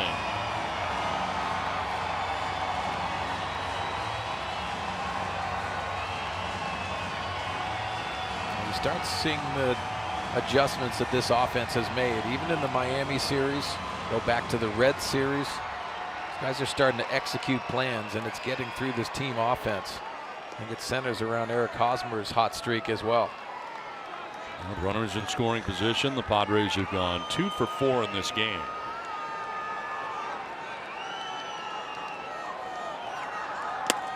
Strike one to Jankowski. Travis tonight has flying out to center, walked, and grounded back to the mound.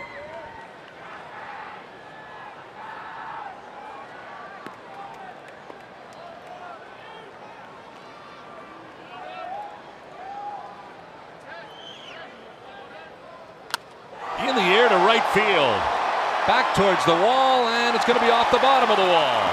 Coming around to score from second is Lopez. To third goes Richard on the RBI double by Travis Jankowski. The Padres take a 7-2 lead.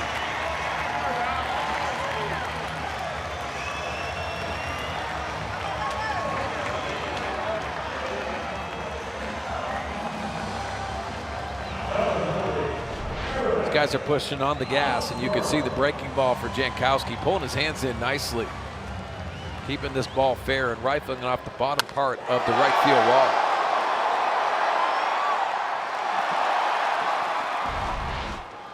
Right off the Petco porch down the right field line. Eric Hosmer now the 9th member of the Padres to bat here in the fifth inning. Second and third with 2 down.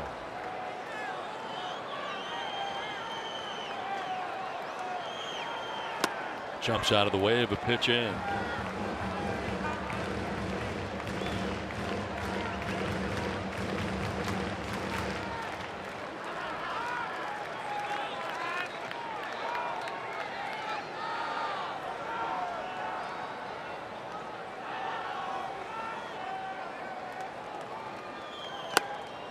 on the corner. 94 that time from Gohara, evens it count at 1-1. Hosmer tonight homered in the first inning, walked in the second, and a little number in front of the plate in the fourth, and he's retired 2-3. And most of this damage has come with 2 outs. This would be a backbreaker here. Hosmer lines it down the left field line. It's a fair ball into the corner. From third comes Richard. Jankowski from second. A 2-run double for Eric Hosmer puts the Padres on top 9-2. Took it the other way to drive in a pair.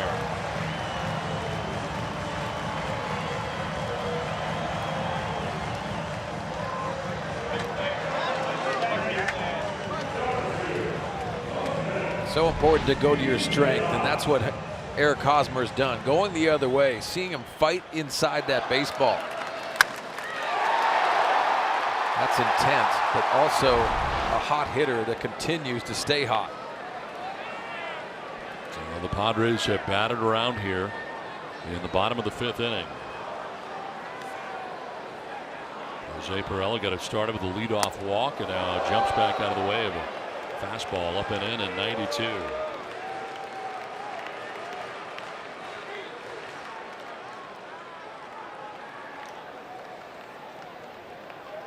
Moylan is up in the pen. Peter Moylan, a veteran right-hander, warming for the Braves. Jammed and bloop foul back and below us. A 6-run bottom of the 5th inning to this point for San Diego.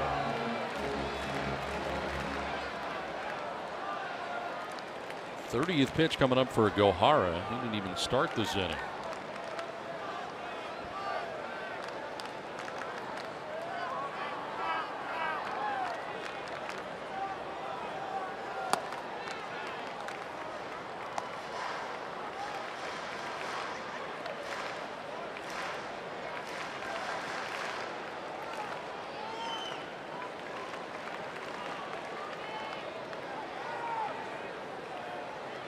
Hosmer at second base, having just driven in 2.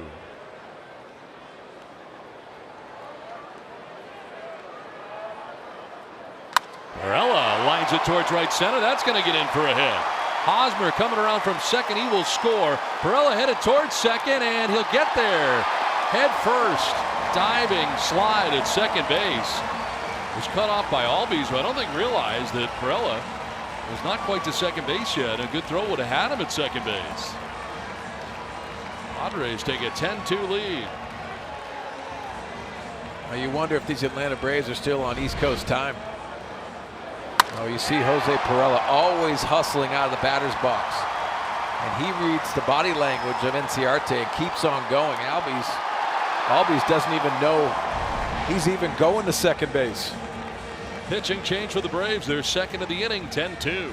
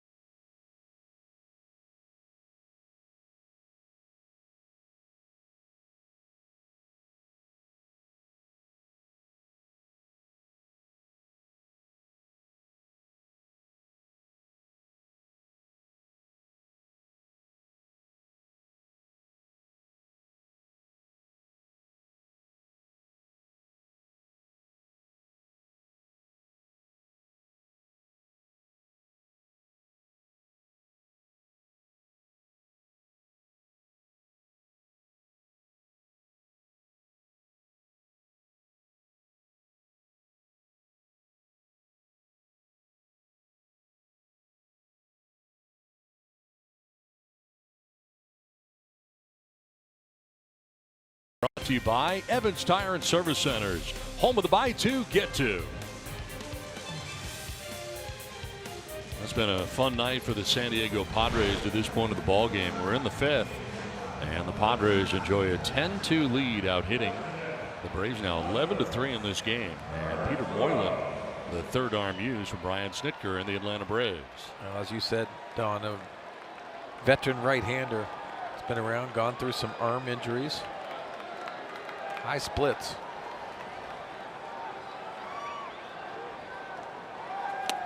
Hunter Renfroe, the first batter he'll face, with a swing and a miss.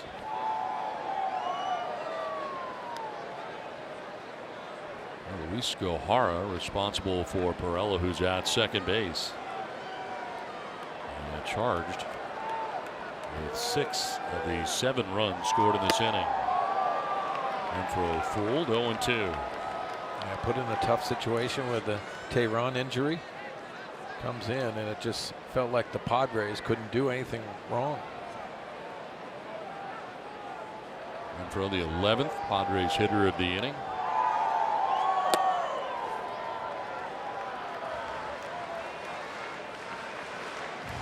Hunter reached on an error in the first, flied out to the warning track in the third, and doubled and scored earlier in this inning.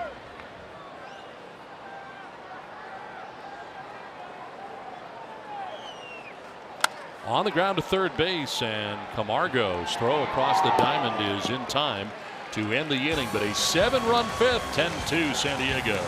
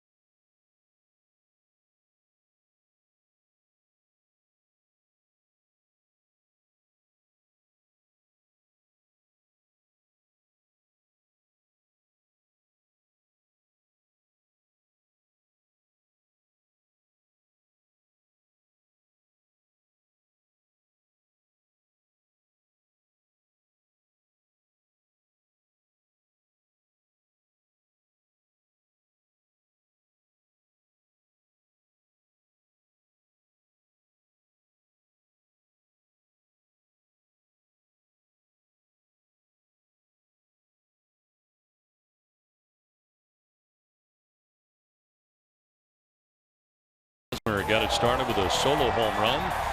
Solo home runs would come early in the game for the Padres. They would get 3 of them. Corey Spangenberg had the second one. And then Rafi Lopez with the third solo home run. Padres go on to have a 7-run bottom of the 5th inning, and lead it 10-2, with Freddie Freeman leading it off here in the 6th inning. Ground ball right side. Jose Perella positioned perfectly for the first out here of the 6th inning. A long wait for Clayton Richard, but he doesn't mind. He now has an 8-run lead to work with. Well, it probably helped him running the bases after the big walk by Gohara to Clayton Richard. Staying warm, but this is going to be pretty important to pound the strike zone, especially with this big lead. One down here in the 6th inning for Nick Markakis. Grounded out to third base in the 2nd inning. Singled and scored in the 4th.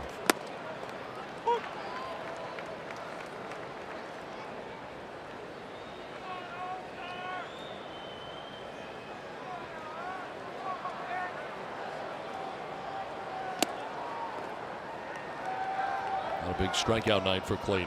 2 strikeouts, 1 walk through 5 1/3.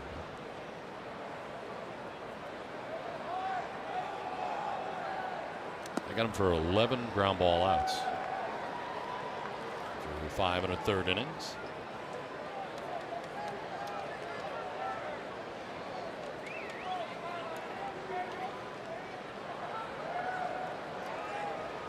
Two one. Line to right, and that's going to get down, and Markakis still runs pretty well, headed for second base. Will get there without a problem. A 1-out double here in the 6th inning for Nick Markakis.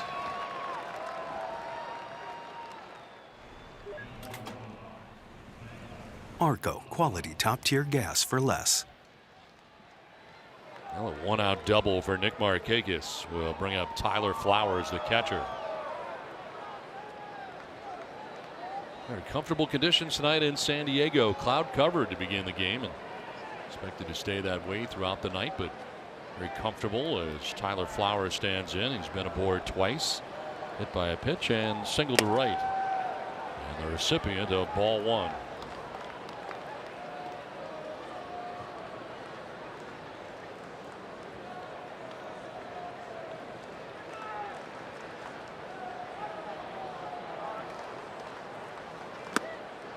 Lead on the fastball.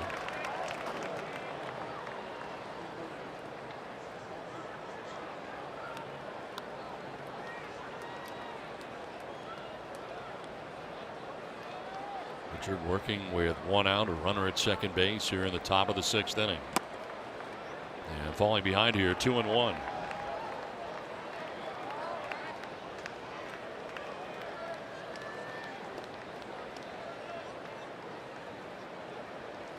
Eight extra base hits for the Padres, the most in a game this year.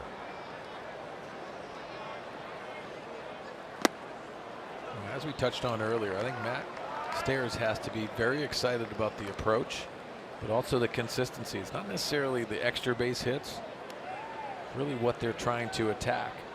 And you can tell it's a concerted effort by everybody in the lineup. That's ball 4, and the last thing Clayton wanted to do there. Walks Tyler Flowers, and that is the second walk allowed by Richard. So 2 on, 1 away, and that'll bring up Ender Enciarte. Do now go back to the lefty-lefty matchup, though. 90th pitch coming up for Clayton. We've seen no action in the pen tonight, and more really needed to for the Padres to this point of the game. Strike one. Oh, no decision last time out for Clayton. 7 innings, 4 hits, only 2 runs. There are 99 pitches in that outing against the Marlins. Walk and 5 Ks. On the ground and through the right side into right field, a base hit. Nick Markakis being waved around. He will score the 3rd Braves run. And it's 10-3. Padres on top. And the Braves get a run back here in the 6th inning. Ender Enciarte drives in a run.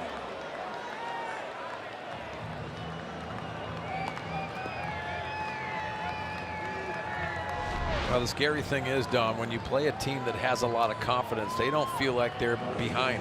They continue to grind out at bats. Ender Enciarte, who has struggled against left-handers, puts that into right field for the RBI. 2 on, 1 out, a run in, and it brings up Charlie Culberson.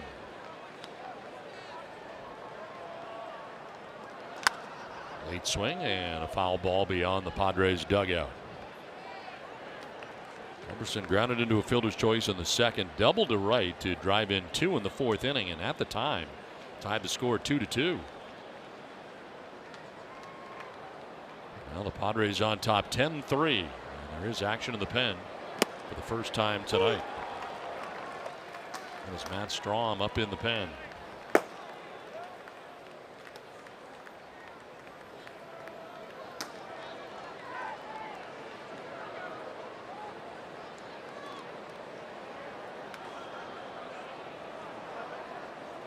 Swing and a miss on a pitch in the dirt, and Culberson strikes out. 3rd strikeout for Clayton Richard. 2 down here in the 6th inning. This is a nice bounce back at bat. for Clayton Richard to come back and attack Charlie Culbertson. As you said, Don, he had to double his last at bat, and he exposes him out of the strike zone with 2 strikes. That's a big strikeout. First and second, 2 down, and Dansby Swanson coming up. 0 for 2 so far against Richard. He has struck out swinging and flied out to the warning track in left field his last time up. On the ground, back to Richard. Fields and throws underhanded to first to end the inning. The Braves get a run back, but it's 10-3 Padres.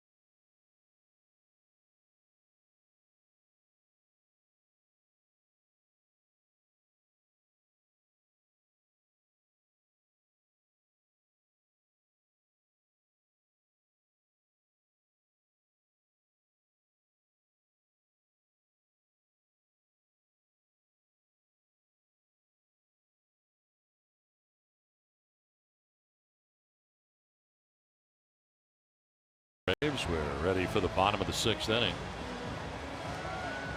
Clayton Richard has gone 6 innings tonight, and it is the 6th straight start of at least 6 innings for Clayton Richard. Workhorse, and he has earned that right. Opening day starter. Andy Green knows what he does to this pitching staff, and when he takes the ball, he has a purpose. Franmil Reyes going to lead it off here in the 6th inning. Peter Moylan back on the mound again for Atlanta. Their starter Julio Teheran went 4+, giving up 4 runs. Luis Gohara came in 2/3 of an inning, giving up 6 runs. Reyes fouls it off down the right field line, out of play. So Moylan, the 3rd arm used by the Braves. Richard through 6 innings, 95 pitches. Talking it over with his battery mate down there, catcher Rafi Lopez. Reyes drives this to left field. Culbertson going back, looking up, and it is gone. A home run. Franmil Reyes hits his 5th of the year and puts the Padres on top 11-3.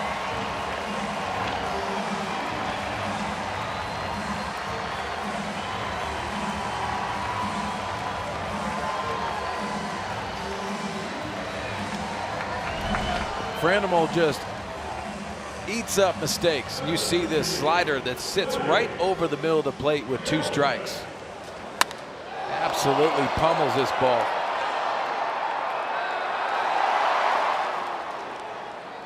Fourth home run of the night for the Padres. 11-3. With their 8-run lead back again, and swing and a miss here for Freddie Galvis.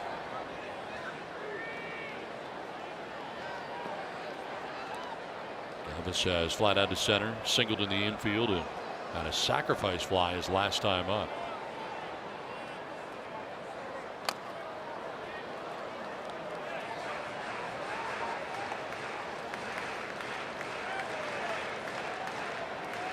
A.J. Ellis having conversations with Franmil Reyes. A lot of appreciation for the hard work that Reyes has put in since he's been up in the big leagues.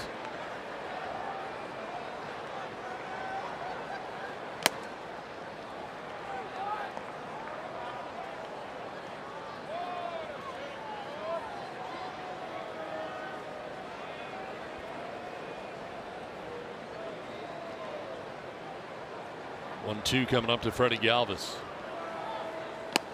And that'll miss outside. 2-2. Well, the first run that Moylan has allowed since coming into the game.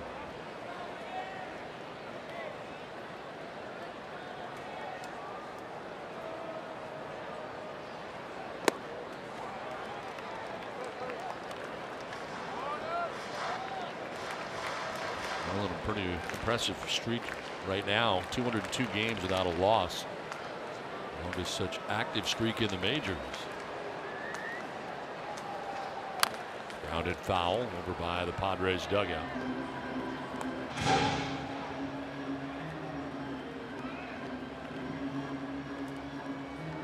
Moylan's run, which is the second longest in Major League history, dates all the way back to September of 2011, the last time he had a loss coming out of the pen.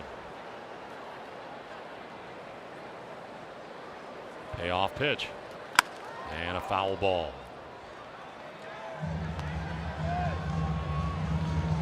And Trevor Miller, 240 games from 2006 through 2009. Had a longer streak. He's not on the hook in this one either. But he has given up a run so far. Payoff pitch. And a foul ball again.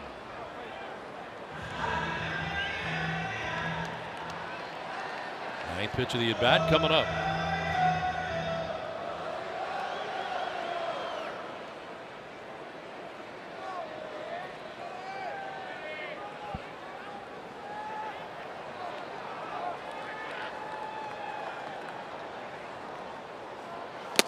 That is strike three. Galvis Newman spins out of the box, takes with him the first strikeout for Moylan. One down. Now Corey Spangenberg homering yesterday, part of the Padres win against the Cincinnati Reds. And for the second time this season, homering in consecutive games. Solo shot for Spangenberg back in the second inning. One of 4 Padres home runs. They've all been solo shots. Spangenberg will take strike one. Now, what was impressive about the one off of Tehran is it wasn't a bad pitch. Up and in, off the plate maybe.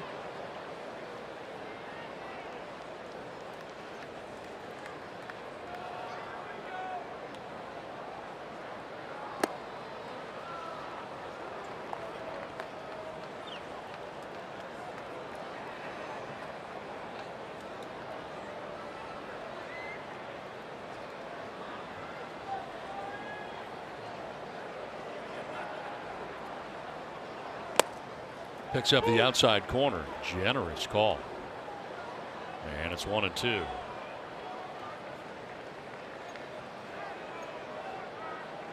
Moylan gives up the leadoff home run to Franmil Reyes here in the 6th inning. Strikes out Galvis, now ahead of Spangenberg. 1-2.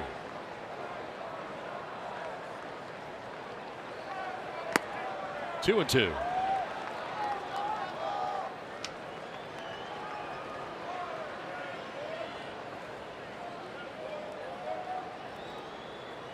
Pitches now from Moylan since coming into this game. Got the final out of the 5th inning. Fly ball to left field. Culberson moving back to make the catch. Had to make a late lunge, but he's able to make that grab for the second out of the 6th inning. It's time now for the Bill Howe play of the game. Rafi Lopez with a home run, and Tehran do it right away. A blast to right field for Rafi, his 3rd home run. What was important of that is the Braves tied it up, and Lopez added right back on. That was the big blow. They'll give the Padres a 3-2 lead. They'd go on to lead 10-2, and now 11-3 as he grounds one foul.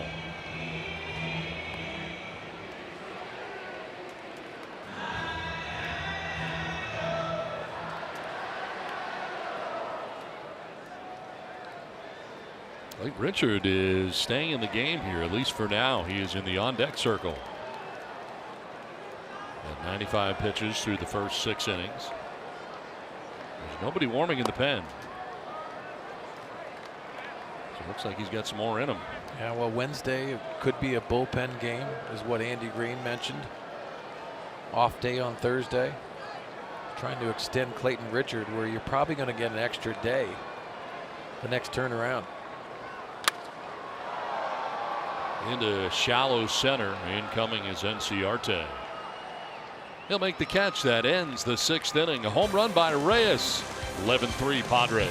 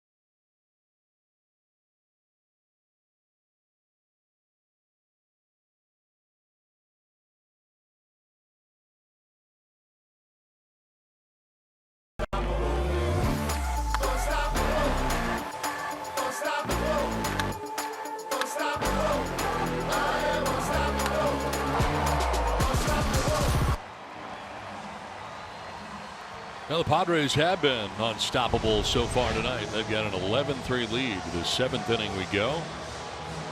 And Clayton Richard back out on the mound here for the Padres. 95 pitches deep into his outing as he'll deal with a pinch hitter leading off here in the 7th inning of the pitcher's spot. As look at most consecutive starts by left-handed pitchers, 6+ innings. Richard with 6 straight coming into this game.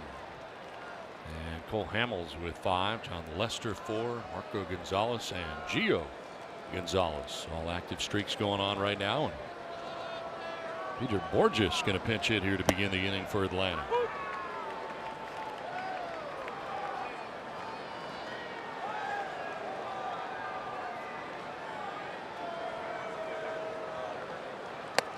Take strike 2, quickly down 0-2.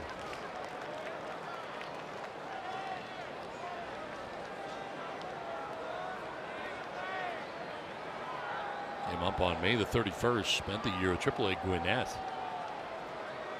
a suburb of Atlanta, not far from Atlanta, their AAA club. After years in Richmond, the Richmond Braves. The Spiders, right? They were Spiders. They were. Now they're the Flying Squirrels of Richmond. How about that? I didn't know that. Line down the left field line. And you know how I know that? Yeah, how is that? You know that? Is that my buddy Phil Nevin goes to Richmond when he was a AAA manager, and he sends me a Flying Squirrels T-shirt in the mail randomly. Wow. It was really nice of him. On the ground foul outside. So many of these teams have like this. Oh, the names now are unbelievable. Now. Yeah. Obviously, El Paso Chihuahuas. That logo is tremendous. Everyone's buying it off the shelves. I have a hat. Borges fouls it off down the right field line, out of play. Yeah, they were just the plain old Richmond Braves when I was in that league. The IL, playing at the Diamond in Richmond. That was a hot place, wasn't it? I think that's where you go to melt. Swing and a miss, and Borges strikes out. That is strikeout number 4 for Clayton Richard. One down here in the 7th inning. Now the breaking ball down and in. When he gets to that point where he can put you away, he has the breaking ball. You're so conscious of that two-seamer that you're exposed to the breaking ball. One down in the 7th inning. Ozzie Albies 0 for 2 with a walk in the game. To right field, Reyes going back, going to be well over his head, and that's going to one-hop the wall. Albies heads to second base with a one-out double. And he had been 0 for June and 0 for his last 16 before that one-out double here in the 7th. Well, the little wizard can absolutely pound the baseball, and there's not a pitch that he doesn't like. He is swinging from the get-go, and he has some pop in the bat. So one out, Albies at second base, and Johan Camargo coming up. And Green sticking here with Richard. With one out in the 7th, 103 pitches for Richard. In there for a strike. Matt Strom had been up last inning, and looks like he is back up again in the pen. It is Strom.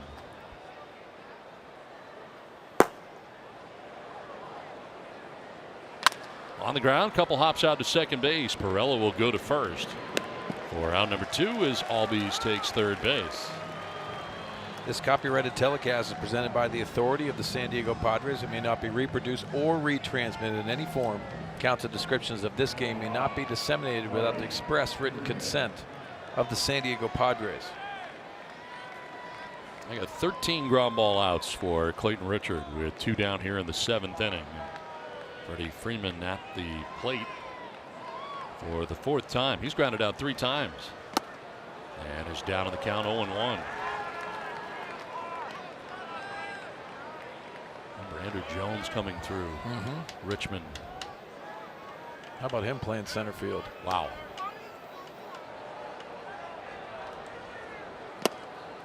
Pitch for a ball inside. Almost felt like Andrew Jones was another infielder. That's how shallow he played. He could go back on a ball too without any problem. That's Sam Freeman, who is up in the pen right now for Atlanta. Fouled off, 1-2.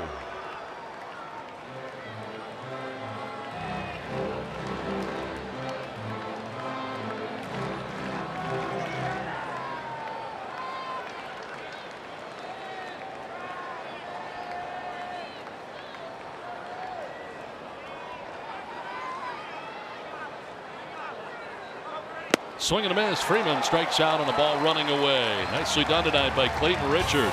He's through 7 with an 11-3 lead.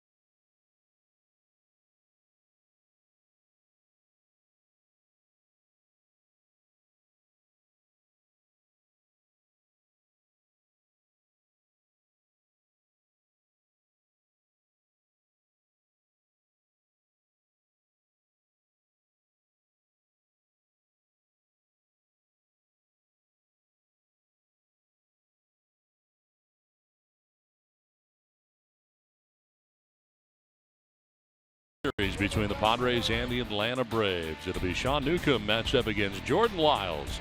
Newcomb 6-1 on the year with a 2.73 earned run average. 2-1 is Jordan Lyles with a 3.65 earned run average. Get started at 6:30 with Padres Live, the middle game of the three-game series between the Atlanta Braves and the San Diego Padres. On to the bottom of the seventh inning. Sam Freeman, the fourth pitcher used tonight for the Braves. 4 left-handers out of the Braves bullpen, and he has done a tremendous job against left-handed hitters. They're 4 for 32 on the year, a 125 average. Matt Caesar pinch hitting here for Clayton Richard. Caesar will take strike one. So Richard tonight 7 innings, out 6 hits and 3 runs. Walked 2 and struck out 5. Ended up throwing 109 pitches. Well done tonight. Sure was. 13 ground ball outs. Yeah, and that's what the big difference. When he starts wheeling off those ground balls, you know it's going to be a special night. Caesar with a swing and a miss, strikes out. First down here at the bottom of the 7th inning. Freeman takes over for Peter Moylan, who went an inning and a third, giving him a run, a home run by Franmil Reyes. So Tehran, the starter, gave up 4. Kohara gave up 6, and then Moylan gave up a run. Peter Borges stays in the game in center field after he pinch hit. 1 out, bases empty for Travis Jankowski. Travis has flat out to center, walked, grounded back to the mound, and doubled.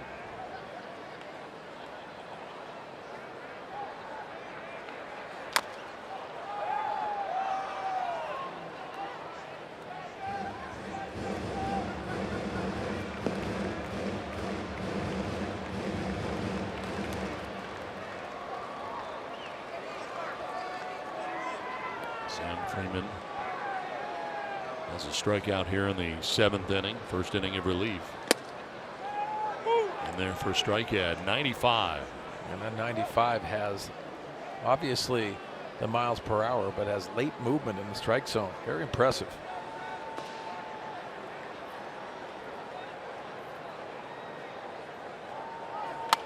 On the ground and deep shortstop. Swanson will have no play. Too much speed for Jankowski, and he's got himself an infield hit with 1 down. Second hit of the night for Travis Jankowski. 3rd time he's been on. Now that's been the difference, and obviously we've exploited what Travis Jankowski has done and the adjustments he's made. But having the ability with 2 strikes to go the other way with his speed, you can put it in your pocket if you get it by that third baseman. So 1 out, Jankowski at first base. We'll keep an eye on him as Eric Hosmer now bats. 5th plate appearance of this game. And that one to the backstop will send Jankowski to second base. Wild pitch. Fastball at 95 up and in to Hosmer.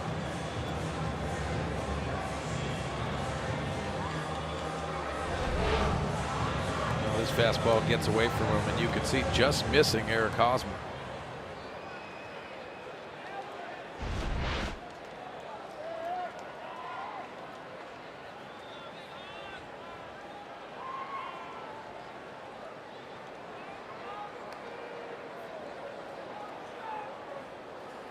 Hosmer fouls it off to the left, out of play. With this draft day, it's interesting. There's a light schedule in Major League Baseball. 2 games in Detroit with the Yankees against Detroit today, but 2 other games other than this one.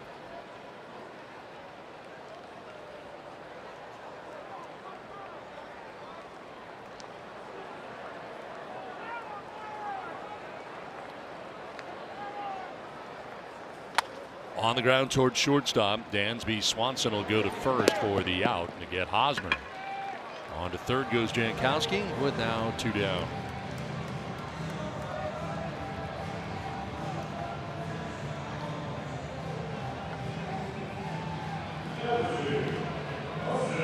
Jose Perella.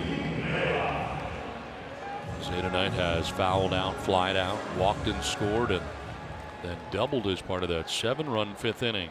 Drove in a run with his double.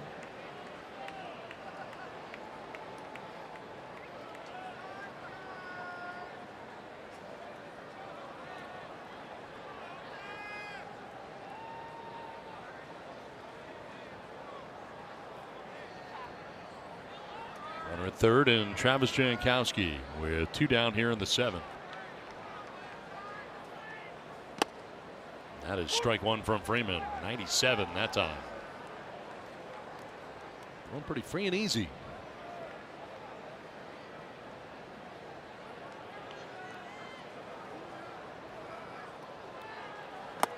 Elevated that time at 97, and Perella chased 0-2.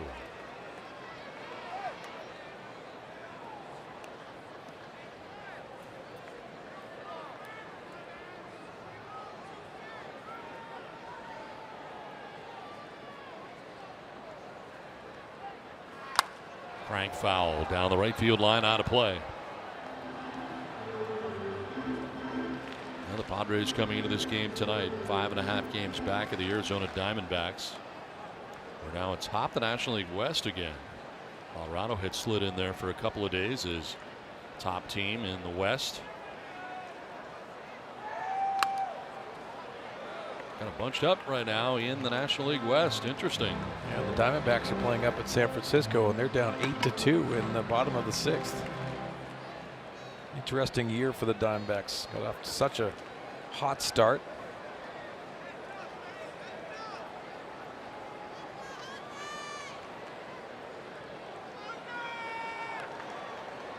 No 2 pitch coming up. And it's lined to center. Borges into the game, goes back a step or 2, and makes the catch that ends the inning. Padres leave Jankowski, but have an 11-3 lead.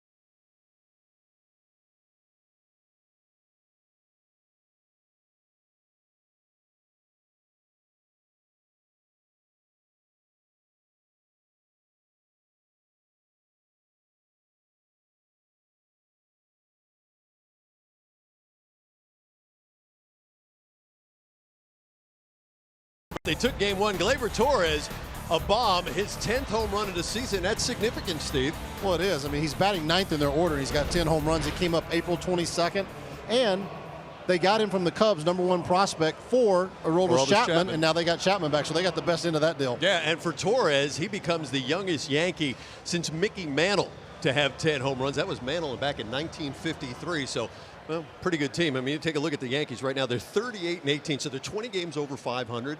And they're in second place. Steve and I are working on Padres Live, the postgame show brought to you by Cox Communications. You're going to hear from A.J. Preller coming up on the postgame show, talk about day 1 of the draft, and Andy Green on all the action here at Petco today. Don, Mark? All right, thanks very much, Mike and Fins, as we play here to the 8th inning. Nick Markakis will lead it off and take strike 1 from the new Padres pitcher, Matt Strong. 9th appearance for Strom. Started a game for the Padres this year. 3.18 earned run average. 9 the walks, 9 walks, 6 strikeouts. Yeah, and you think about cleaning that up. And the ability that Matt Strom has, he can spin a breaking ball, but also has the velocity on the fastball to make it uncomfortable. Limiting hitters only to a 192 batting average.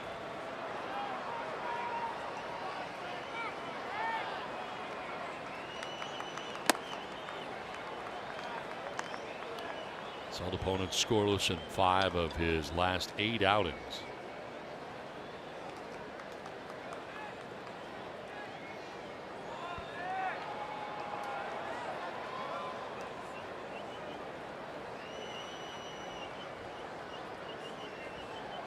Markakis asks for time and backs out. Markakis, Flowers, and Enciarte. Actually known as the pitcher spot now. Enciarte no longer in center field. Part of the double switch for Borges.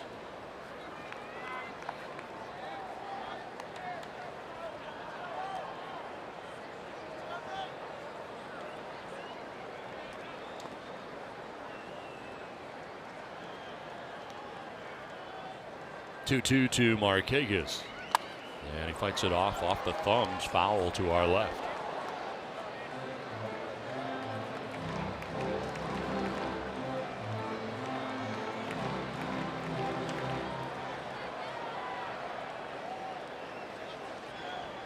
Runs, 13 hits, no errors for the Padres. 3 runs, 6 hits, and an error for the Atlanta Braves. Fly ball headed towards right center field. Franmil Reyes headed back and over front of the warning track to make the catch for the first out of the 8th inning. Enhance your next game day experience with the MLB Ballpark app, the official Petco Park app. Access and manage your tickets, enjoy check-in offers, exclusive content, and much more. Download the MLB Ballpark app today. 1 out in the 8th, and it brings up Tyler Flowers.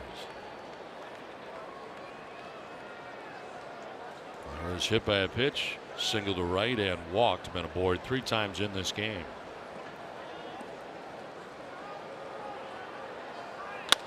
To left field. Renfroe going back, and he makes the catch on the run. Looked like that one was going to elude him and get up over his head, but Renfroe gets back there and makes the catch as he runs onto the dirt of the track. 2 down. Now, typically Hunter Renfroe is out in right field. There's different angles, especially when this ball is hooked. See this running away and across his body. It's a nice grab. Well, the pitcher spot is due, and Preston Tucker is going to pinch hit.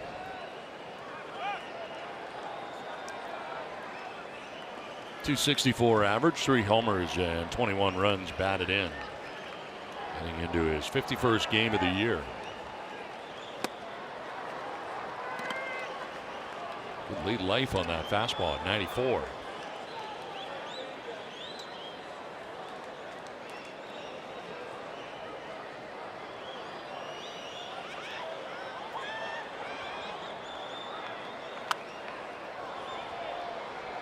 Oh, 2.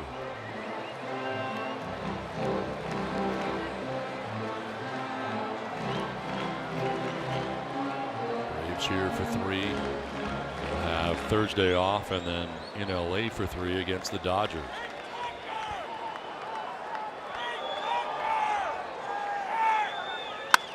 Line down the left field line, headed foul. Well, Don, we talked about before the Marlins series how important this homestand was going to be for the Padres. They're 16-20 coming into tonight and playing inspired baseball on this homestand and really taking care of that. I think it's been important for them before they go on that long road trip. The month of May was good for the Padres, and now they're starting to be consistent in winning series, which is pretty important. On the road a lot in June. You got this long trip coming up to Miami, St. Louis, and then Atlanta. Then they come home for 2 against the Oakland A's and right back out again. Yeah, 10-15 on the road.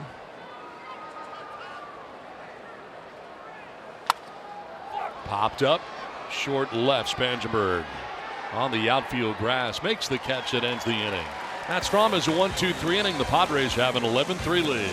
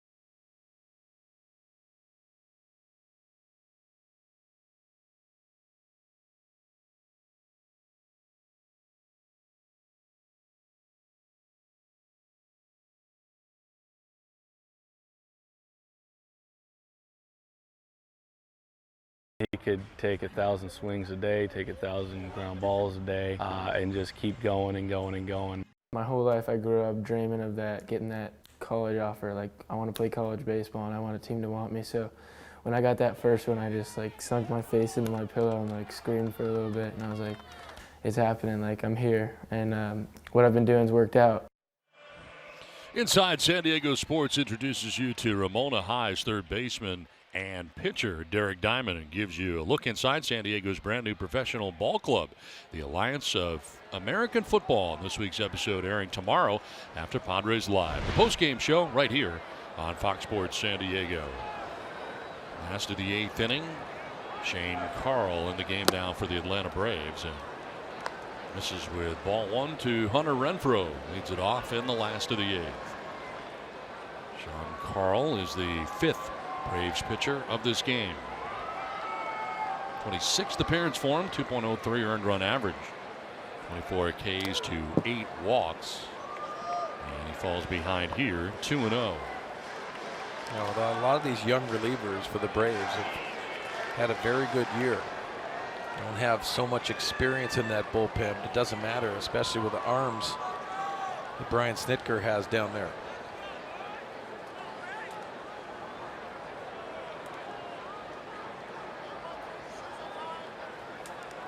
Preston Tucker incidentally stays in the game in right field for Atlanta after he pinch hit in the pitcher's spot.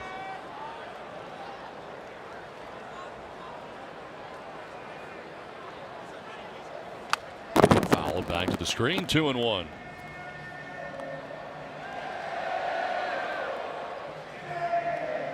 There is Preston Tucker.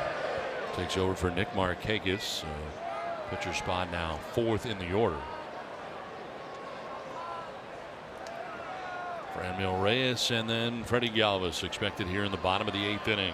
Padres on top by 8. That will just miss. Top of the zone, 3-1.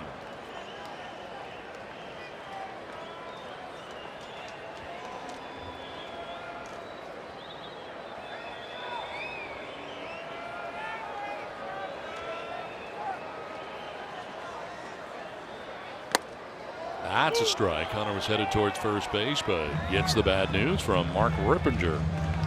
And it's a full count to Hunter Renfroe. Hunter doubled back in the 5th inning, a 1-for-4 night for the Padres left fielder.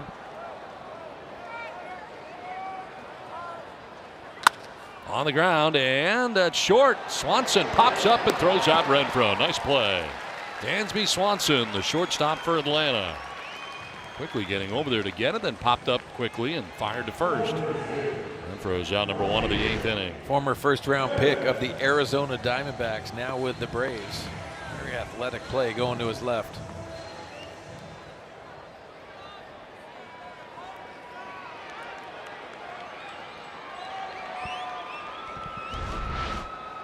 One down in the inning, and it brings up Franmil Reyes.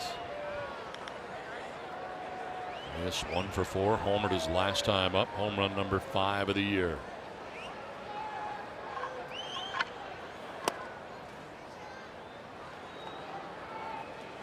Everybody coming out of the pen throws 97 for the Braves. Wow. That used to be the high velocity guy. 97, 98. Now everyone does.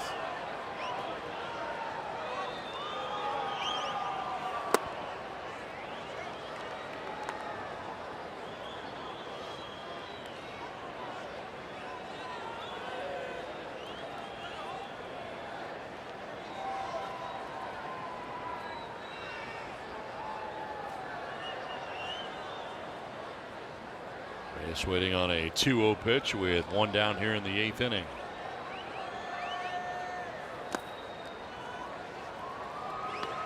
(3-0).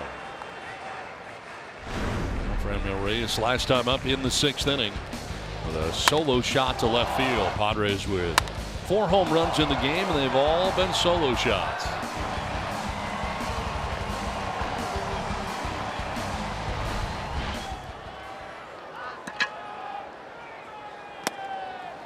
Takes ball 4, and Reyes down to first base on a 4-pitch walk with one down in the inning.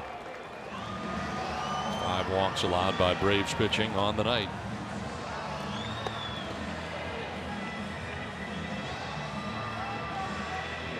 He's up Freddie Galvis with 1 out and 1 on.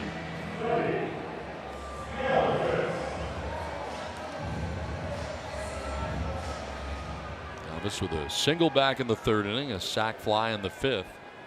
A part of a 1-for-3 night with an RBI.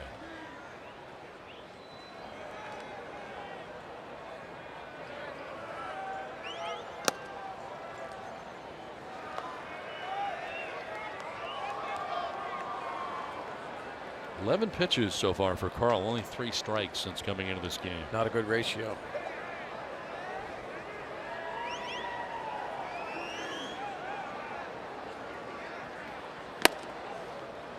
There's a strike, 1-1.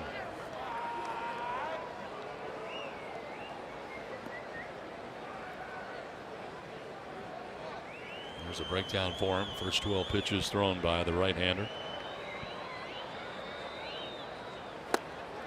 Jumps ahead of Galvis now, 1-2.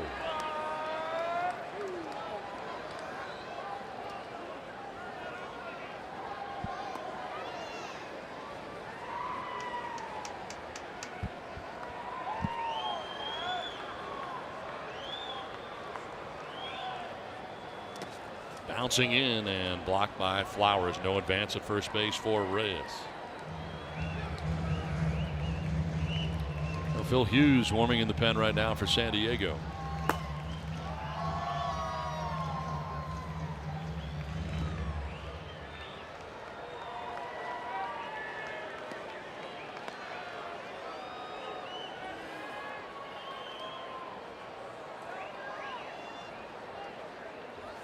On the ground towards second, could be 2. Albies to second for 1, on to first, and it is in time.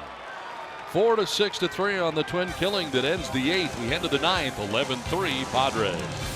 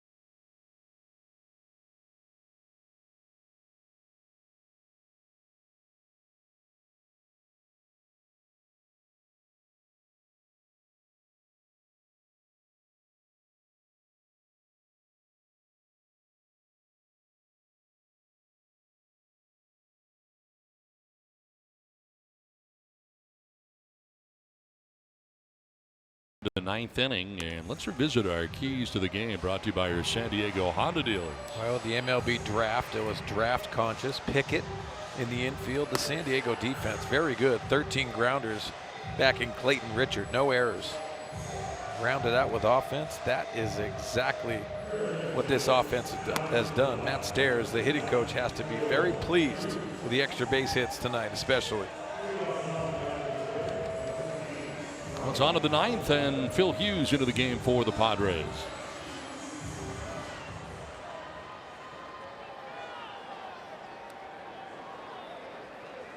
Nine games, 2 starts is combined numbers between the Twins and the Padres. Hughes pitched on Saturday, going an inning, giving up a hit, a run.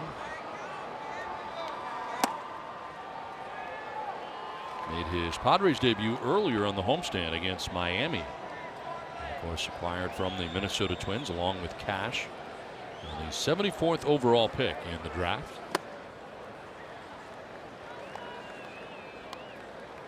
Made 7 American League appearances with the Twins this year before coming over to San Diego. 2 starts. And had a 6.75 earned run average with the Twins. On the ground and by the dive of Spangenberg at third base. The board is Charlie Culberson to begin things here in the 9th inning. His second hit of the evening. We'll bring up Dansby Swanson, the shortstop for the Braves.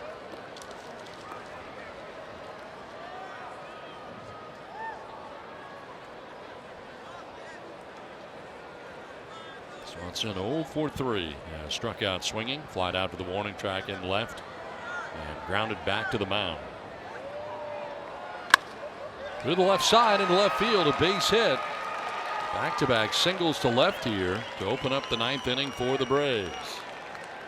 So they're not going quietly here in the 9th inning.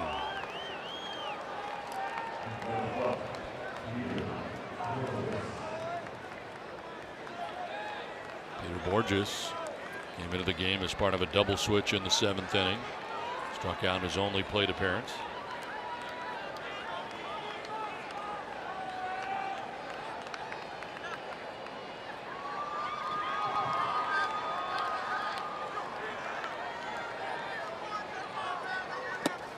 Waiting for ball 1.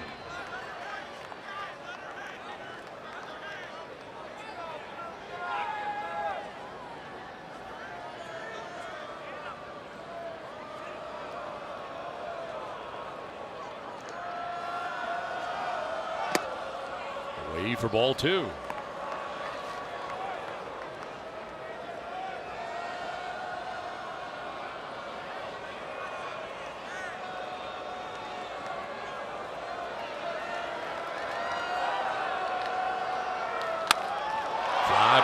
Struck pretty well to deep left center field. Back goes Jankowski on the track. He leaps, can't catch it. I don't think he realized where he was. It was off the wall. And Culberson will score. Throw to third. Swanson's at third on a long double for Borges. Jankowski leaped in the air. I think he thought he was at the wall, but he wasn't close. And it kicks off the wall, and it is a RBI double, and the Braves I'll make it 11-4 here in the 9th inning with 3 straight hits. Yeah, you're right, Don. If we take a look at this, he got to the wall, but maybe he mistimed his jump. Let's take a look. He just got tripped up a little bit as he was jumping. An awkward jump, and you can see not going off the top of his glove. Maybe a ball he should have caught.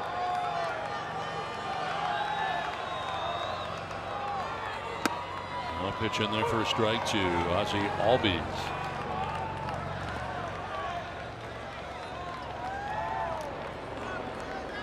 Albies with a double his last time up. He's also walked tonight. 1 for 3 night for the Braves second baseman.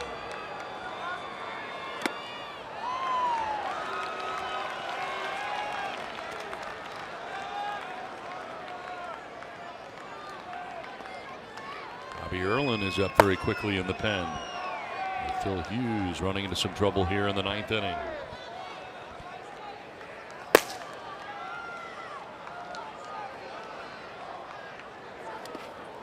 Nicely blocked by Rafi Lopez. Obviously, we touched on what Clayton Richard did tonight.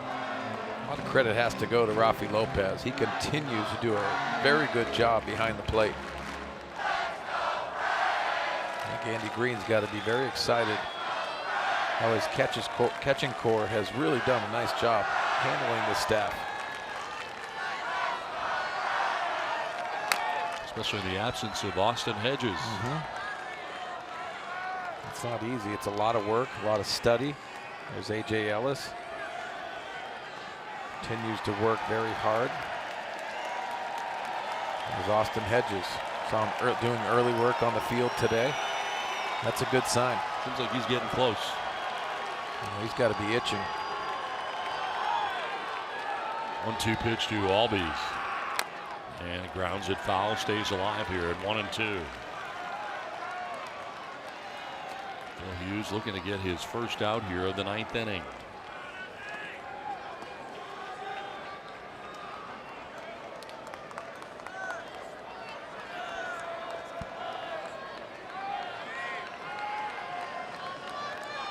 Second and third, nobody out, a run in.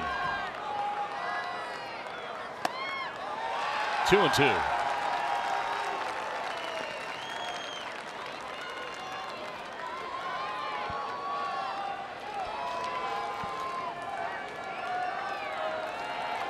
Albies now, Camargo next with the Braves batting here in the 9th inning. A run already in. Albies strikes out. Got fooled on that pitch.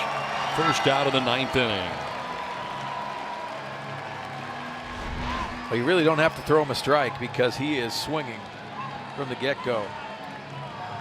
87 mile an hour at the top right portion of the strike zone.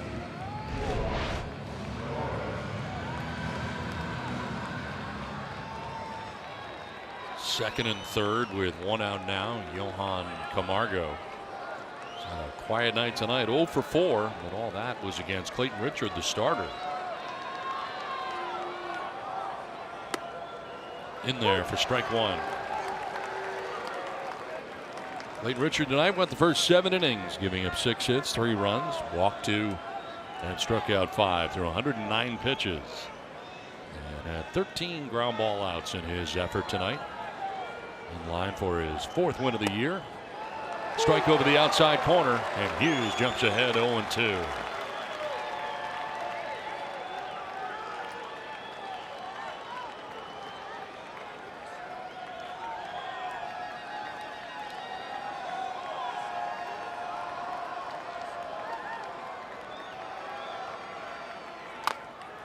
Fouls it off over by the Padres dugout and into it. Nice clean inning by Matt Strom as well tonight.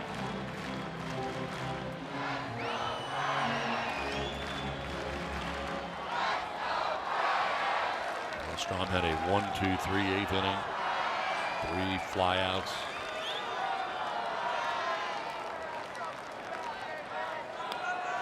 Hughes with the 0-2 pitch again. And a pop-up. Foul ground should reach the seats and will. And behind the Braves dugout.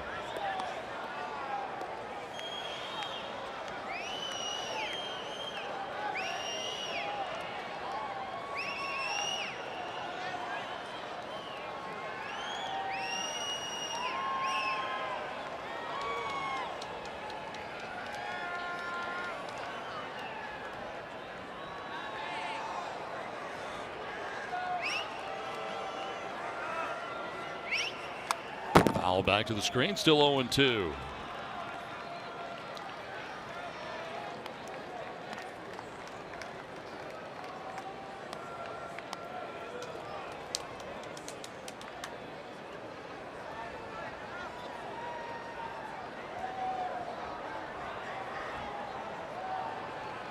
Oh-2 pitch in the dirt, and it's 1-2.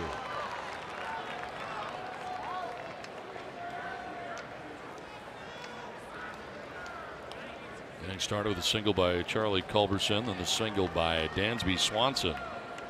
RBI double for Peter Borges. Strikeout of Albies. There's at second and third, and the 1-2 pitch coming up. That is strike 3 over the outside corner. May have been a generous call, but it's out number 2 in the 9th inning. Back-to-back Ks for Phil Hughes. Well, when you're a veteran right-hander, you get a call right off the plate, 89 miles an hour. Too close to take.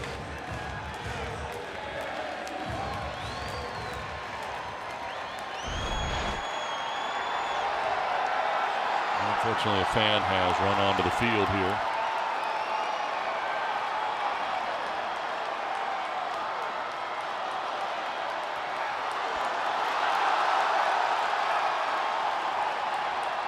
A couple of fans have run onto the field.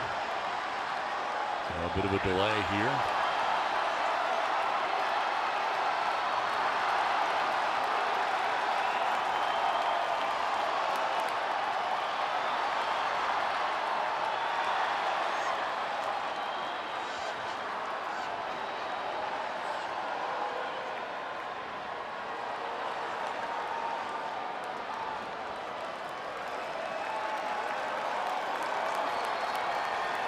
Both have been apprehended, and play will resume here momentarily.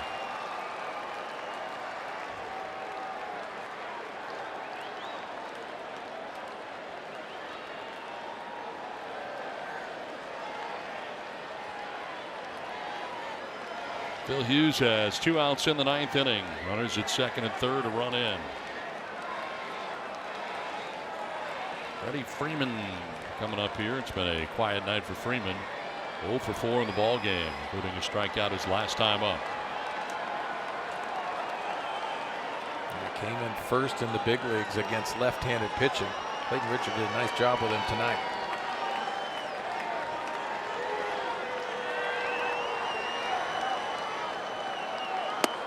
In there for strike 1.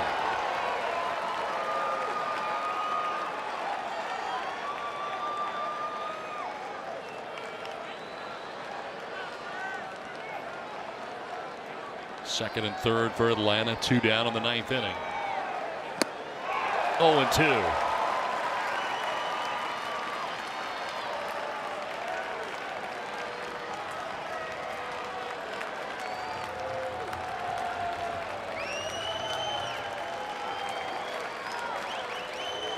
He's trying to finish off the Braves tonight. An 0-2 pitch coming up. And Freeman hits it in the air to center field. Back goes Jankowski in front of the wall to make the catch that ends the ball game.